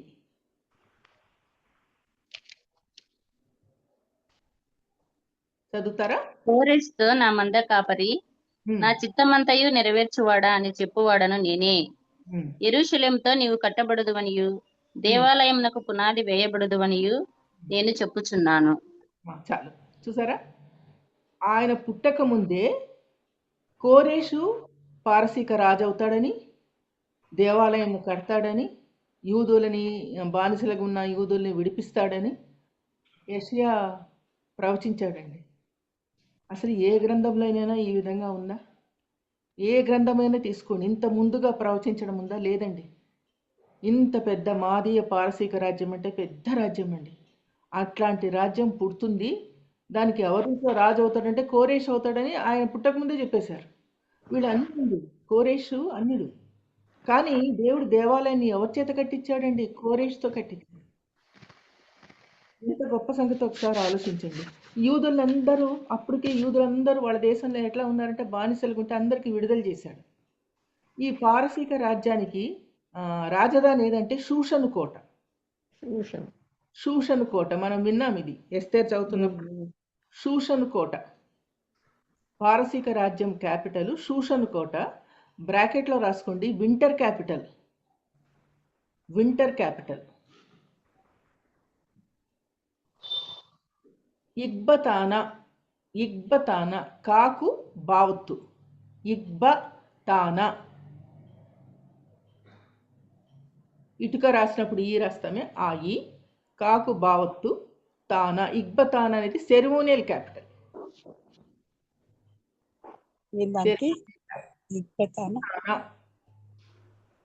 సెరిమోనియల్ క్యాపిటల్ అంటే ఏమైనా ఫంక్షన్స్ చేస్తున్నప్పుడు ఇది క్యాపిటల్ అన్నమాట. లేకపోతే షూషన్ కోటలో ఉంటారు. ఇప్పుడు కూడా ఉందండి, షూషన్ కోట ఉంది, ఇగ్బతానా కూడా ఉంది ఇప్పటికి కూడా.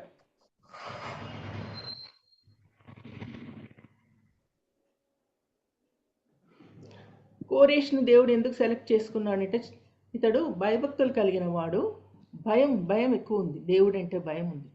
అందుకనే కోరేషు నా ప్రియపుత్రుడా అని ముందే చెప్పేశాడు. ఇతడు ఏం చేశాడంటే ఎజ్రా 6:3 చూసారంటే, ఎజ్రా 6:3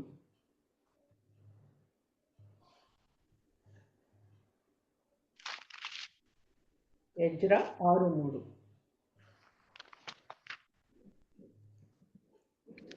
రాజైన కోరెష్ ఏలుబడిలో మొదటి సంవత్సరమందు అతడు యెరూషలేములో ఉండు దేవుని మందిరమును గురించి నిర్ణయించినది, బలులు అర్పింపదగిన స్థలముగా మందిరము కట్టింపవలెను. దాని పునాదులు గట్టిగా వేయబడవలెను. దాని నిడివి 60 మూరలు, దాని వెడల్పు 60 మూరలను ఉండవలెను. అట్లాగే 6:5 చదవండి. ఎజ్రా 6:5. మరియు యెరూషలేములోనున్న ఆలయములో నుండి నెబుకద్నెజరు బబులోనునకు తీసుకుని వచ్చిన దేవుని మందిరము యొక్క వెండి బంగారు ఉపకరణములు తిరిగి అప్పగింపబడి యెరూషలేములోనున్న మందిరమునకు తేబడి దేవుని మందిరంలో వాటి స్థలమందు పెట్టబడవలెను. చూసారా, ఇవన్నీ చేసింది ఎవరంటే కోరేష్.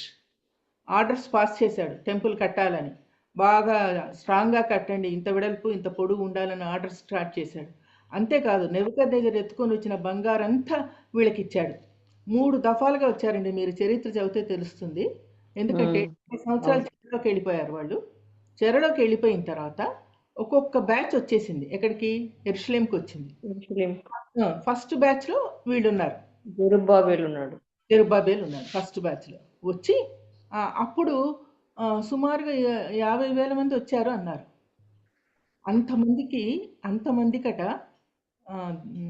చాలా దూరం అండి, ఎన్నో వేల కిలోమీటర్లు పారసీక దేశం నుండి ఇజ్రాయెల్ దేశానికి యెరూషలేంకి రావడానికి ఎన్నో రోజులు పట్టిందండి. కొన్ని రోజులు నడిచి తర్వాత వాళ్ళు ఒకచోట బస చేస్తే అక్కడున్న రాజుకి తాకీదు రాసిచ్చాడంట, వాళ్ళకి కావాల్సిన ఫుడ్ నీళ్లు ఇవ్వమని. వాళ్ళు 2 రోజులు రెస్ట్ తీసుకొని మళ్ళీ కొంచెం నడిచి అట్లాగే ఎంతో కాలం పట్టింది వాళ్ళకి వెళ్ళడానికి. తర్వాత సెకండ్ బ్యాచ్ ఎజ్రా నాయకత్వంలో సెకండ్ బ్యాచ్, థర్డ్ బ్యాచ్ అట్లా వచ్చారన్నమాట. వచ్చి టెంపుల్ని కట్టారు. ఇంత శ్రమ తీసుకొని జెరుబ్బాబెలు ఇక్కడ కోరేష్ దగ్గర తీసుకున్నంత వస్తే పనిని ఆపేశారండి. మధ్యలో విలన్స్ ఉంటారు కదా మనకు, ఆ విలన్స్ ఆపేస్తే 16 సంవత్సరాలు టెంపుల్ కట్టడం ఆగిపోయింది, కట్టలేదు. తర్వాత వచ్చిన రాజు ఏం చేశాడంటే ఈయన తాకీదులన్నీ తీశాడట. కోరేష్ వచ్చినది దర్యావేషు. ఎజ్రా 6:1 చూడండి. ఎజ్రా 6:1. ఎజ్రా 6:1. అప్పుడు రాజైన దర్యావేషు ఆజ్ఞ ఇచ్చినందున బబులోనులో ఖజానాలోని దస్తావేజు కొట్టులో వెదకగా మాదీయుల ప్రదేశమందు ఎగ్బతానా పురములో ఒక గ్రంథము దొరికెను. దానిలో వ్రాయబడి ఉన్న ఈ సంగతి కనబడెను. చదవలేక చాలు చూసారా, ఆర్డర్స్ ఇచ్చి కట్టుకోమని చెప్పాడు అన్న సంగతి తెలిసిపోయింది ఇప్పుడు ఎవరికి, దర్యావేషుకి. ఆర్డర్స్ ఇవ్వలేదు, వీళ్ళే కడుతున్నారు, వీళ్ళు ట్యాక్స్ కట్టరు, వీళ్ళు చాలా చెడ్డవాళ్ళు, అది ఇది అని చెప్పేసి ఆపేశారు. ఈయన దర్యావేషు వచ్చి దస్తావేజులు వెతికి ఇగ్బతానాలో, చెప్పాను కదా ఇగ్బతానా కూడా ఒక క్యాపిటల్ అని, అక్కడ ఒక గ్రంథాన్ని చూస్తే కోరేష్ ఇచ్చిన ఆర్డర్స్ కనిపిస్తే ఈయన మళ్ళా చెప్పాడు స్టార్ట్ ఇట్ అన్నాడు. అప్పుడు ఎజ్రా వచ్చాడు. ఎజ్రా వచ్చి ఎజ్రా 6:14-15 చదవండి. ఎజ్రా 6:14-15.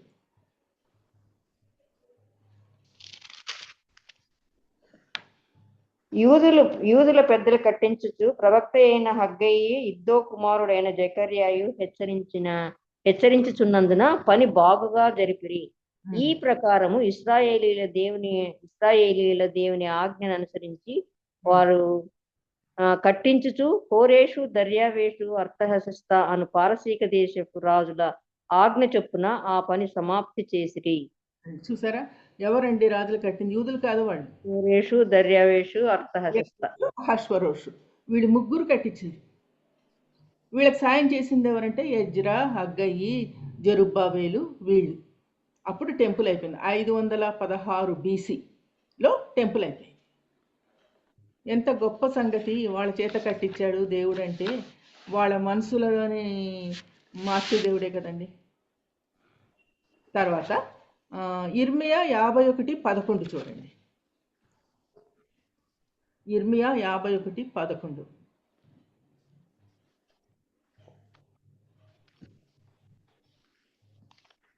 చదివినట్టున్నారు మీరు.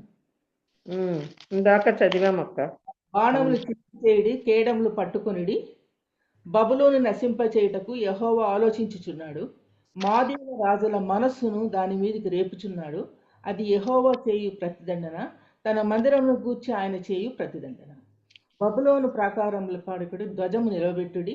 సో వీళ్ళు మరి వాళ్ళ సొంత బుద్ధిని చూపించడం మొదలుపెట్టారు, దేవుని యొక్క ఆధీనంలో లేరు. అందుకని దేవుడు ఏం చేశాడంటే ఈ రాజ్యాన్ని నాశనం చేశాడు. అంతేకాకుండా మీరు దానియేలు 10:1 చూడండి. పెద్ద యుద్ధం జరిగినదేనుంది. దానియేలు 10:1. దానియేలు 10:1. పారసీక రాజుకు కోరేషు పరిపాలన కాలంలో 3వ సంవత్సరమున బెల్తెషాజరు అను దానియేలునకు ఒక సంగతి బయలుపరచబడిన. గొప్ప యుద్ధము జరుగునన్న ఆ సంగతి నిజమే. దానియేలు దాన్ని గ్రహించెను. అది దర్శనం వలన అతనికి తెలిసినదాయను. ఆ దినముల యందు దానియేలను నేను 3 వారములు దుఃఖప్రాప్తులనైతిని. 3 వారములు గడిచే వరకు నేను సంతోషముగా భోజనం చేయలేక ఇంటిని. మాంసము చాలండి. సో పెద్ద యుద్ధం జరిగిందనమాట. ఆ యుద్ధం ఎందుకంటే నాశనం అయిపోయి ఇంకో రాజ్యం పుట్టాలి కదా. ఏ రాజ్యం పుట్టిందంటే గ్రీకు సామ్రాజ్యం పుట్టింది. ఈ సామ్రాజ్యం పోయేసింది. ఏది? మాదీయ పారసీక రాజ్యం పోయేసింది. ఏ రాజ్యం పుట్టిందంటే గ్రీకు సామ్రాజ్యం పుట్టింది. ఆ గ్రీక్ సామ్రాజ్యం అనగానే మనకి ఎవరు గుర్తు రావాలి? అలెగ్జాండర్. ఇప్పుడు నెక్స్ట్ గ్రీక్ సామ్రాజ్యం అని పెట్టుకోండి. 5 5 5 అక్క. గ్రీక్ సామ్రాజ్యం.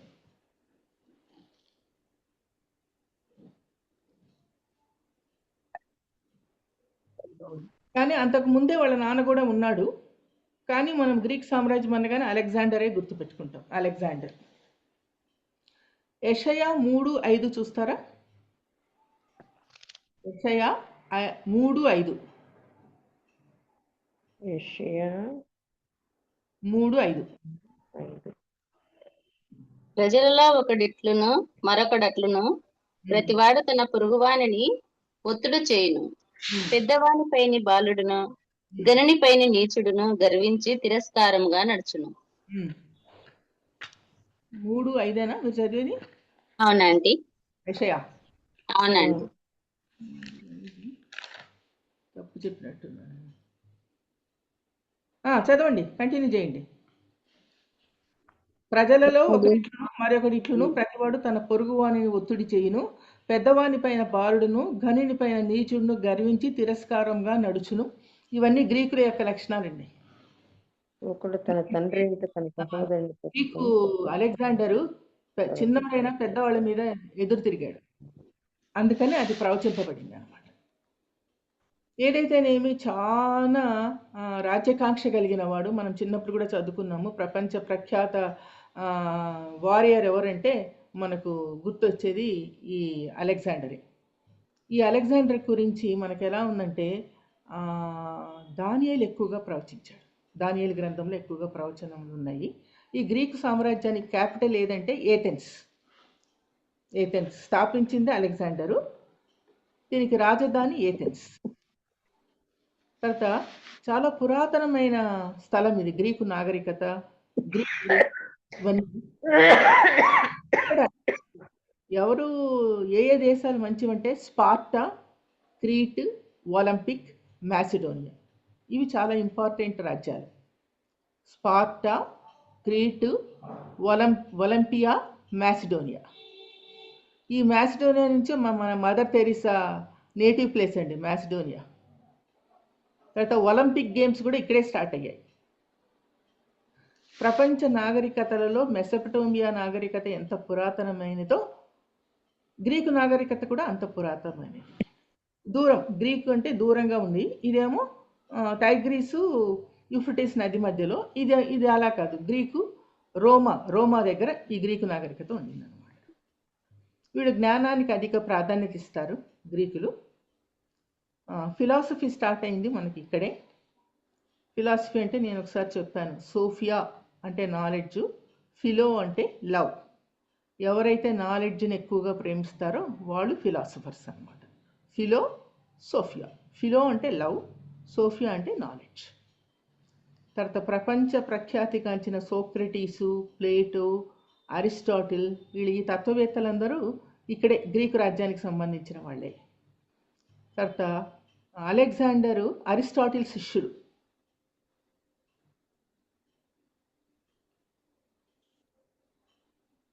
ఈ రాజ్యాన్ని గురించి ప్రాఫెసీ దానియేలు 8:21 చదవండి. దానియేలు 8:21. పుట్టక ముందే, గ్రీకు సామ్రాజ్యం పుట్టక ముందే దానియేలు ప్రవచించాడండి.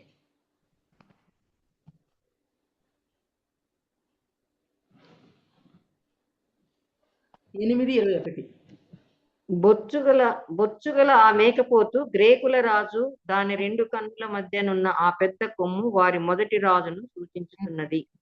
అది పెరిగిన పిమ్మట దానికి బదులుగా 4 కొమ్ములు పుట్టినవి కదా. 4 రాజులు ఆ జనముల్లో నుండి పుట్టుదురు గాని వారు అతనికి ఉన్న బలము గలవారుగా ఉండరు. ఒక పెద్ద కొమ్మ మేకకు వస్తుందట. ఆ పెద్ద కొమ్మ బలంగా ఉన్నది. ఆ బలమైన పెద్ద కొమ్మ ఎవరంటే గ్రీకుల రాజు అలెగ్జాండర్. కానీ ఇతడికి పెళ్లి కాలేదు. మన ఇండియాకు కూడా వచ్చాడు ఇతడు, పురుషోత్తముడితో వచ్చి యుద్ధం చేశాడు. తర్వాత ఏదో సంధి చేసుకొని అప్పటి నుంచి ఆరోగ్యం మాలేక వెనక్కి తిరిగి వెళ్ళిపోయాడు ఇతడు. ఇక్కడ కూడా పురుషోత్తం సింధు నది ప్రాంతానికి వచ్చినప్పుడు కూడా కంపెల్ చేసి అందరికీ గ్రీకు నేర్పించాడండి. గ్రీకు నాగరికత, గ్రీకు ఇది తెలుసుకోవాలంటే మీకు గ్రీకు రావాలని చెప్పి అందరికీ గ్రీకు నేర్చుకునేలాగా చేశాడు. ఈ అలెగ్జాండరు చనిపోయిన తర్వాత పెళ్లి కాలేదు, పిల్లలు లేరు, అంత పెద్ద సామ్రాజ్యం కాబట్టి ఇతడు చనిపోయిన తర్వాత ఏమైందంటే తన సామ్రాజ్యం 4గా డివైడ్ అయిపోయింది. 4గా డివైడ్ అయినప్పుడు ఆ 4 ఎవరంటే సెల్యూకస్, టాలమీ, క్యాసంద్రా, అంతియోకస్. 4గా డివైడ్ అయిందండి. Seleucus, Ptolemy, Cassandra, Antiochus. 4. Second one అంటే టాలమీ, సెల్యూకస్, మూడోది క్యాసంద్రా. CASCENDRA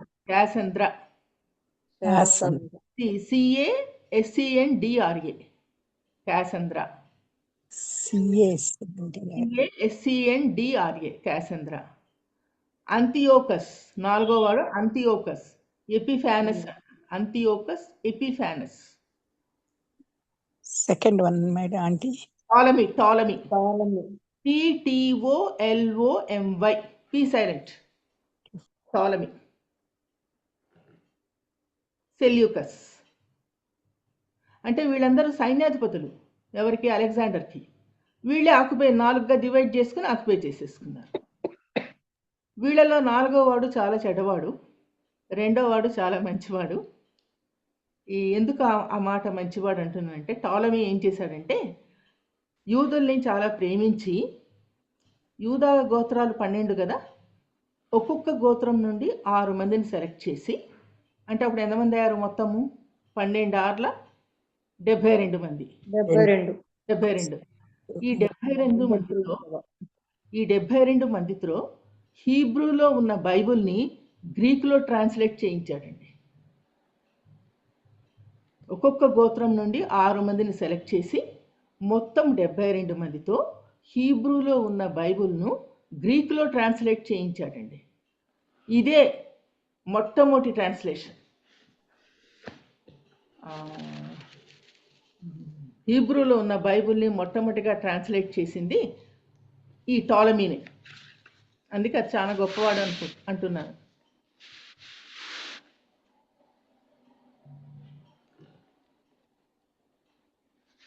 అంతేకాకుండా గ్రీకులు ఎడ్యుకేషన్కి ఎక్కువ ప్రాధాన్యత ఇచ్చారు, సంస్కృతికి ఎక్కువ ప్రాధాన్యత ఇచ్చారు, ఫిలాసఫీకి ప్రాధాన్యత ఇచ్చారు.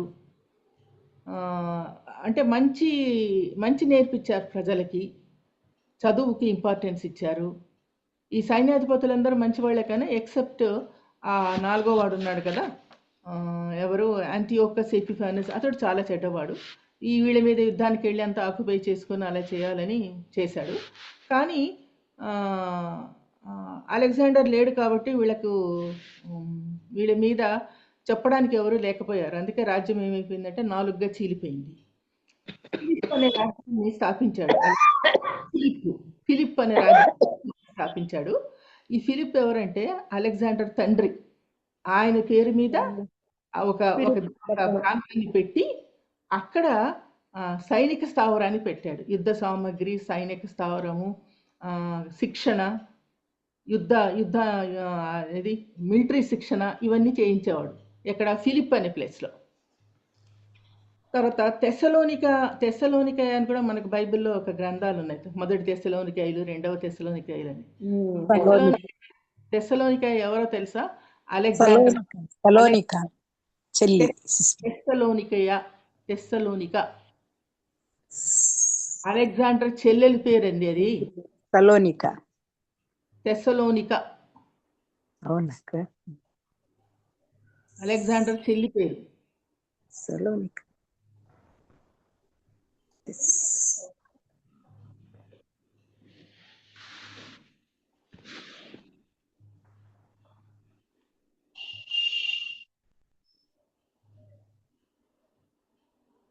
తర్వాత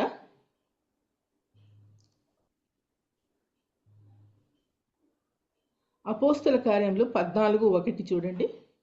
అపోస్తుల కార్యములు 14:1.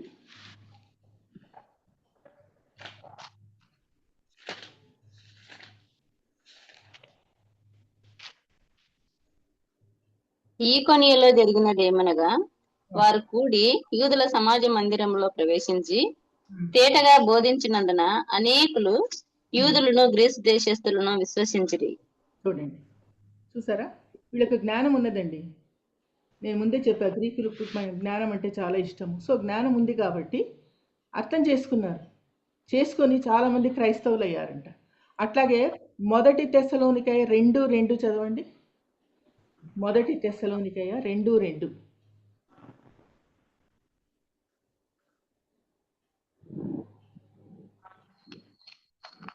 1 తెస్సలోనికయ 2:2.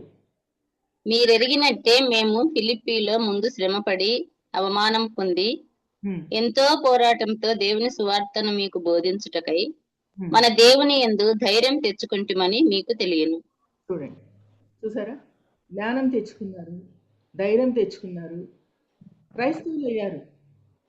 అది అది గొప్ప సంగతి అన్నమాట. ఆ గొప్ప సంగతి మనం గుర్తించాలి. అట్లాగే మీరు 44:25 యెషయాకు రండి. 44:25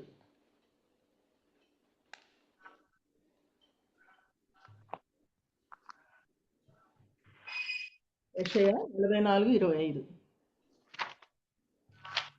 నేనే ప్రగల్భుల ప్రవచనములను వ్యక్తం చేయువాడను, ఉమ్, సోదెగాండ్లను వెర్రి వారినిగా చేయువాడను, జ్ఞానులను వెనుకకు త్రిప్పి వారి విద్యను అవిద్యగా చేయువాడను నేనే. చాలు. చూసారా, వాళ్ళు మాకన్నా జ్ఞానవంతులు ఎవరు లేరు అనుకున్నారు జ్ఞానులు, గ్రీకులు. కానీ ఇక్కడ ఎంత క్లియర్గా చెప్తున్నారు, జ్ఞానులను వెనకకు తిప్పి వారి విద్యను అవిద్యగా అవిద్య అంటే విద్య లేనివాడిగా చేసేశారు. దేవుడు చేసి వాళ్ళు ఏం చేశారు, దేవుణ్ణి నమ్ముకున్నారు. మీ జ్ఞానం కన్నా యెహోవా దేవుడు గొప్పవాడు అన్న విషయాన్ని వాళ్ళు గుర్తించారు. సో యెషయా ఏ కాలంలో రాస్తున్నాడు చూడండి, ఏవేవి జరుగుతున్నాయో ఇలా రాసేస్తున్నారు అనమాట.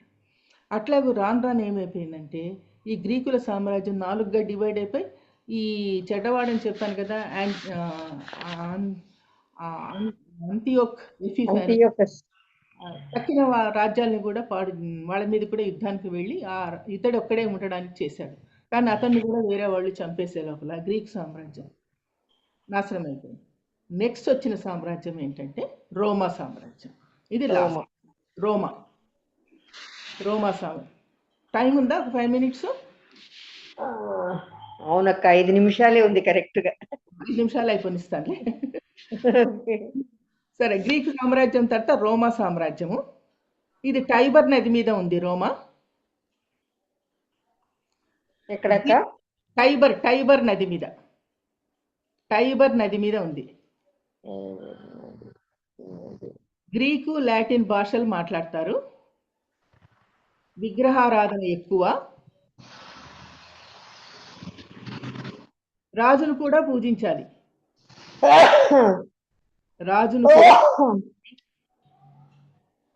పండుగలు ఎక్కువ.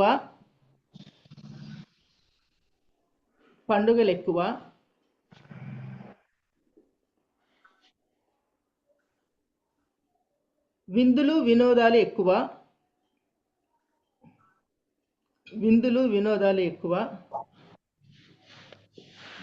స్టేడియంస్ కట్టి క్రైస్తవులను హింసించేవారు.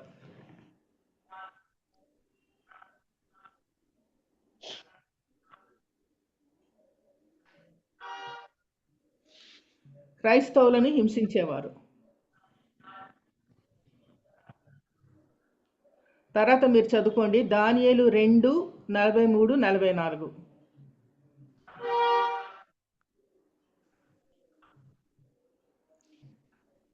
హేరోదు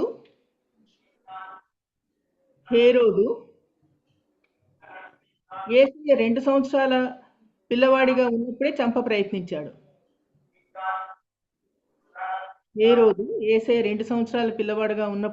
ప్రయత్నించాడు. యెషయా 53:5.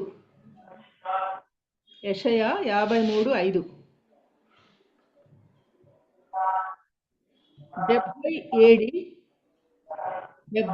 AD టైటస్ రెండవ టెంపుల్ని ధ్వంసం చేశాడు.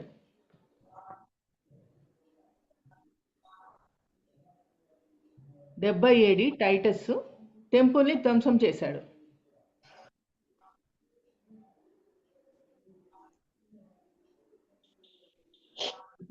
దానియేలు 7:24.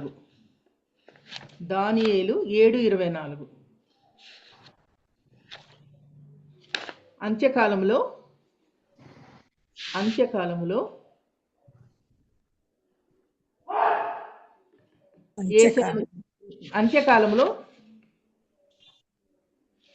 అంత్యకాలంలో 10 రాజ్యాలు ఒకటై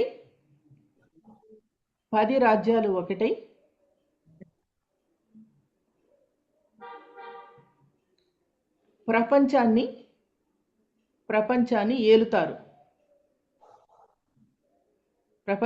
ఏలుతారు. అంత్యక్రీస్తు రాజ్యం రాబోతుంది. అంత్యక్రీస్తు రాజ్యం రాబోతుంది.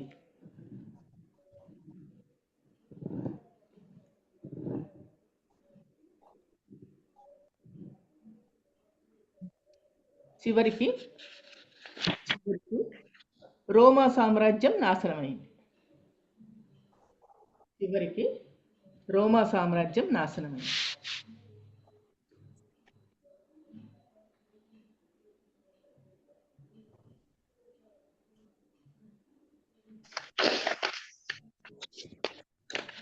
యేసయ్యను సిలువ వేసింది రోమన్సే. యేసయ్యను సిలువ వేసింది రోమన్లే.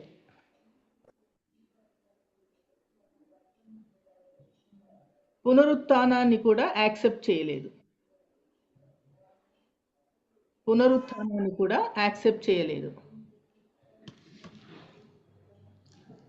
అందుకే రోమా సామ్రాజ్యం నాశనమైంది. అందుకే రోమా సామ్రాజ్యం నాశనమైంది.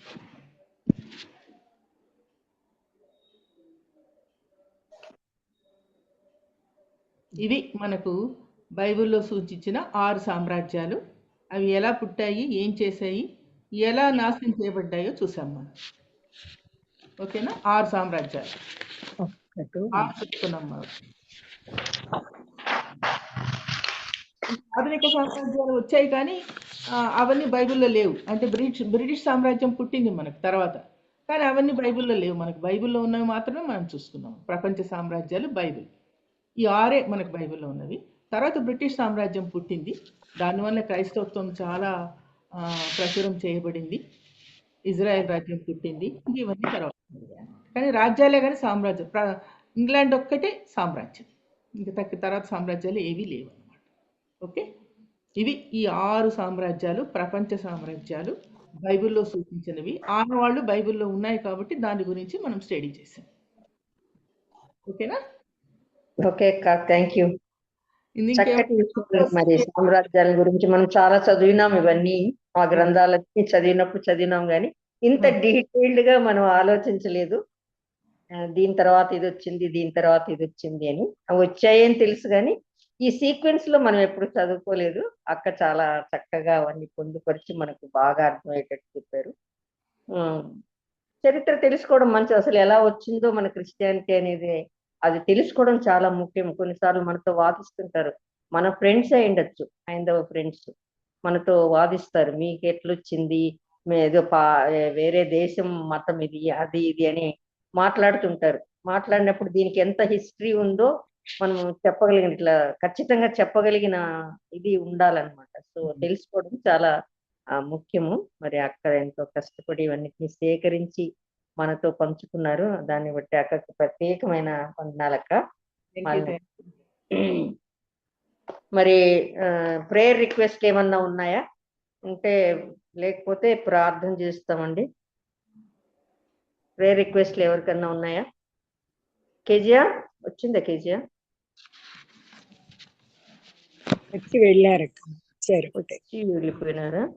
ఓకే, ఆ ప్రేయర్ రిక్వెస్ట్లు ఏమైనా ఉంటే చెప్పండి, లేదంటే ప్రార్థన చేద్దాం, క్లోజింగ్ ప్రేయర్ చేద్దాం.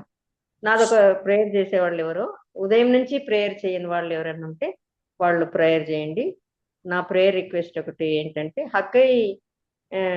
మామూలుగా హగ్గై సెమినార్స్ అని ఇట్లాంటివి ఒక ఇన్స్టిట్యూట్, ఒక ఆర్గనైజేషన్ ఉంది హగ్గై అని. వారు వాక్యం ఎలా ప్రకటించాలా అన్నిల దగ్గర అనే విషయాన్ని వాళ్ళు చాలా కూలంకషంగా చాలా చక్కగా మనకు బోధిస్తారు. హగ్గై సెమినార్స్ కి అటెండ్ అయితే మరి దానికి రీజనల్ డైరెక్టర్ అయినటువంటి తిరుపతి నుంచి శాంసన్ బ్రదర్ ఉన్నారు. ఆయన మరి రీసెంట్ గా మరి స్పైనల్ కార్డ్ ఆపరేషన్ అయింది 3 days బ్యాక్ వెల్లూరు హాస్పిటల్లో. మరి ఆయన కూడా ఐసీయూలో ఉన్నారు. మరి ఆయన సంపూర్ణమైన స్వస్థత కోసం ప్రార్థన చేయండి. చేసేవాళ్ళు ఎవరు? శాంసన్ అతని పేరు. స్పైనల్ కార్డ్ ఆపరేషన్ అయింది. అదే దాంట్లో ఎగ్జిక్యూటివ్ మెంబర్ ఒక ఆయన ఉన్నారు, ఆయన సురేష్ అని, సుధాకర్ రెడ్డి. సుధాకర్ రెడ్డి గారికి హార్ట్ కంప్లైంట్ ఉంది. ఆయనకు చాలా బ్లాక్స్, 3 blocks అట్లా ఉన్నాయంట. సో క్రిటికల్ అన్నారు. దానికి కూడా బైపాస్ సర్జరీ చేయాలని అన్నారు. ఆ సర్జరీ కోసం కూడా మరి చేశారేమో తెలియదు, మెసేజ్ పెట్టలేదు. దానికోసం కూడా సుధాకర్ రెడ్డి ఆయన పేరు, ఆయన కూడా ప్రార్థనలో జ్ఞాపకం చేసుకోండి. సుధాకర్ రెడ్డి గారి హార్ట్ ఆపరేషన్ కోసము, శాంసన్ గారి స్పైనల్ కార్డ్ ఆపరేషన్ అయిపోయింది, మరి స్వస్థత కొరకు ప్రార్థన చేయమని రిక్వెస్ట్ చేస్తున్నాను. ఎవరు చేస్తారు ప్రార్థన? నేను చేయనా సిస్టర్? చేయండి అమ్మా, టైం అయింది, కొంచెం చూసుకొని చేయండి క్లుప్తంగా. సరేమ్మా, సరే. మహాపరిశుద్ధుడు ఒక ప్రభువా, వందనములు, స్తుతులు, స్తోత్రములు, కృతజ్ఞతలు చెల్లిస్తున్నాను తండ్రి. స్తోత్రములు, వందనములు నాయన. ఆకాశము నా సింహాసనము, భూమి నా పాద పీఠమని మీరు సెలవిచ్చారు. నిజమే ప్రభువా. నాయన నీ స్తోత్రం. మీ పరిశుద్ధమైన పాదపీఠం దగ్గర చేరి హెస్తేర్ ప్రేయర్ మరి నాయన వారియర్స్ నుంచి ప్రభా, ఆయన ప్రియ సోదరులు ఉదయం నుంచి ఇంతవరకు కూడా మీ సన్నిధిలో కనబడినందుకు వందనములు, స్తోత్రం. నన్ను చివరి సమయంలో జాయిన్ చేశారు, వందనములు, స్తోత్రములు. అయితే ప్రభా నాయన తండ్రి, తండ్రిని నాయన మాలిని పాల్ సోదరిని నిలబెట్టారు, వందనములు, స్తోత్రములు. నేను ప్రభా ఎంతో నాయన మరి వాక్యం పోగొట్టుకున్నాను, మరలా మొదటి నుంచి వినగల కృప దయచేయండి, వందనములు, స్తోత్రములు తండ్రి. ముఖ్యంగా నీ దేని బిడ్డకి నాయన మాలిని సోదరికి మంచి ఆయుష్ ఆరోగ్య బలములు దయచేయండి, వందనములు, స్తోత్రములు ప్రభా. చేరువచ్చిన ప్రియ సోదరులందరినీ కనికరించండి, వందనములు, స్తోత్రములు ప్రభా. నాయన తండ్రి కేజా సిస్టర్ని బట్టి, అమృతవల్లి సిస్టర్ని బట్టి, మార్గరెట్ సిస్టర్ని బట్టి, ప్రియ సోదరులందరిని బట్టి వందనములు, స్తోత్రం చెల్లిస్తున్నాం. నాయన మణిమాల సోదరి యొక్క అవసరత అక్కర మీకు తెలుసు నాయన, మీ నిధిలో నుంచి తీర్చుదురని నమ్ముచున్నా, వందనములు, స్తోత్రములు తండ్రి. ముఖ్యంగా ఇప్పుడు నాయన మరి హగ్గయ్యి అని కొంత చెప్పారు నాయన తండ్రి, మరి దీని గురించి నాయన పూర్తిగా నాయన ఎన్నవుతండి నాయన. నేనైతే సరిగా హగ్గయ్యని మాత్రమే రాసుకోగలిగాను. శాంసన్ గారు నాయన తండ్రి మరి ఆపరేషన్ పట్ల మరి ఎంతో కృప చూపించారు, ఆయనకి మంచి ఆరోగ్యం దయచేయమని ప్రార్థిస్తున్నాం తండ్రి. నిన్ను స్వస్థపరచు యెహోవా నేనేనని మీరు సెలవిచ్చారు ప్రభా. మీరు కనికరం చూపించి ప్రభా ఈ బిడ్డకు నెమ్మదిని, దాసునికి నెమ్మదిని, స్వస్థతను దయచేయండి, వందనములు, స్తోత్రం ప్రభా. సుధాకర్ రెడ్డి బ్రదర్ని బట్టి ప్రభా మరి ఎన్నో బ్లాక్స్ ఉంటున్నాయి, మరి హార్ట్ని ప్రభా కనికరించండి. ఇప్పుడు ఒక్క రక్తపు చొక్కను నాయన బిడ్డ మీద ప్రోక్షించి ప్రభా మరి మీ చిత్తమైన ఎడల బిడ్డకు మంచి ఆయుష్ను, ఆయుష్తో పాటు ఆరోగ్యమును దయచేయమని ప్రార్థిస్తున్నాం. ప్రార్థన ఆలకించువాడా నాయన, ఆపత్కాలం మందు నన్ను గూర్చి మొరపెట్టము, నేను నీకు ఉత్తరం ఇస్తానని మీరు సెలవిచ్చారు. కాబట్టి మీరు తప్పగా కృప చూపించుదురని నమ్ముచున్న, వందనములు, స్తోత్రములు తండ్రి. రోమన్స్ ప్రభా ఎంతగా ప్రభా నాయన తండ్రి నిన్ను బాధ పెట్టారో ప్రభా నాయన, రాజ్యములు సామ్రాజ్యములను ప్రభా నన్ను దాసురాలు ఎంతో చక్కగా వివరించారు, వందనములు, స్తోత్రములు ప్రభా. పునరుద్ధానమును వారు నాయన లెక్క చేయలేదు ప్రభా, నీకు స్తోత్రములు ప్రభా. యేసయ్య ఎవరు నమ్మినా నమ్మకపోయినా ప్రభా రాజ్యములను నాయన శాసనములను మార్చగల శక్తిమంతుడు నాయన, మహాబలశాలివి ప్రభా. నీ శక్తికి నీ బలానికి తిరుగు లేదు నా ప్రభా. మా ప్రభా నీకు వందనములు, స్తోత్రములు ప్రభా. నీకే మహిమ ఘనత ప్రభావములు కలిగించుకోండి అయ్యా ప్రభువా తండ్రి. నువ్వు పునరుద్ధానుడు అయ్యో, మాకు గొప్ప రక్షణ భాగ్యం దయచేసావు. అలాగే ప్రభువా తండ్రి నీవు మరి నాయన తండ్రి కుడి పార్శ్వమున కూర్చున్నావు నాయన తండ్రి, మాకు ఆదరణకర్తను దయచేసావు తండ్రి, పరిశుద్ధాత్మను దయచేసావు నాయన తండ్రి. ఉచ్చరింప సఖ్యము కాని ప్రార్థన విజ్ఞాపన ధ్వని చేస్తూ ఉన్నావు ప్రభువా. నీవు మా కోసం త్వరగా రానే ఉన్నావు, మమ్మల్ని కాపాడమని ఎంతో ప్రార్థిస్తున్నావు తండ్రి అయిన దేవునికి. తండ్రి కుమార పరిశుద్ధాత్మ త్రియేక దేవ త్రిత్వమై ఉన్న తండ్రి నీకు వందనములు, స్తోత్రములు ప్రభా. ఈ చివరి గడియల్లో ప్రభా నీ రాకడ సమయంలో మేము బహు జాగ్రత్తగా ఉండటానికి సహాయం చేయండి నాయన. పేరు పేరు వరుసన ప్రతి ప్రియ సోదరి హృదయ వాంఛలు, అవసరతలు, అక్కరలు అన్ని కూడా నాయన తండ్రి మీ నిధిలోంచి తీర్చి మమ్మల్ని కనికరించుదురని మా ప్రభువును, మా రక్షకుడు, మా విమోచకుడు, మహోపకారి అయిన అమూల్యమైన శ్రేష్టమైన క్రీస్తు యేసు ప్రభు ఘనమైన పరిశుద్ధమైన నామం ద్వారా ప్రార్థించి స్తోత్రములు చెల్లించి వేడుకొంచున్నాము తండ్రి, ఆమేన్.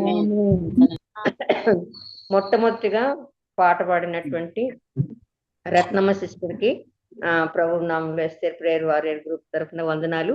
అలాగే మరి తాళ్ళూరు మరియమ్మ గారికి కూడా చక్కటి పాటను పాడి వినిపించినందుకు మరియమ్మ గారికి కూడా ప్రత్యేకమైన వందనాలు.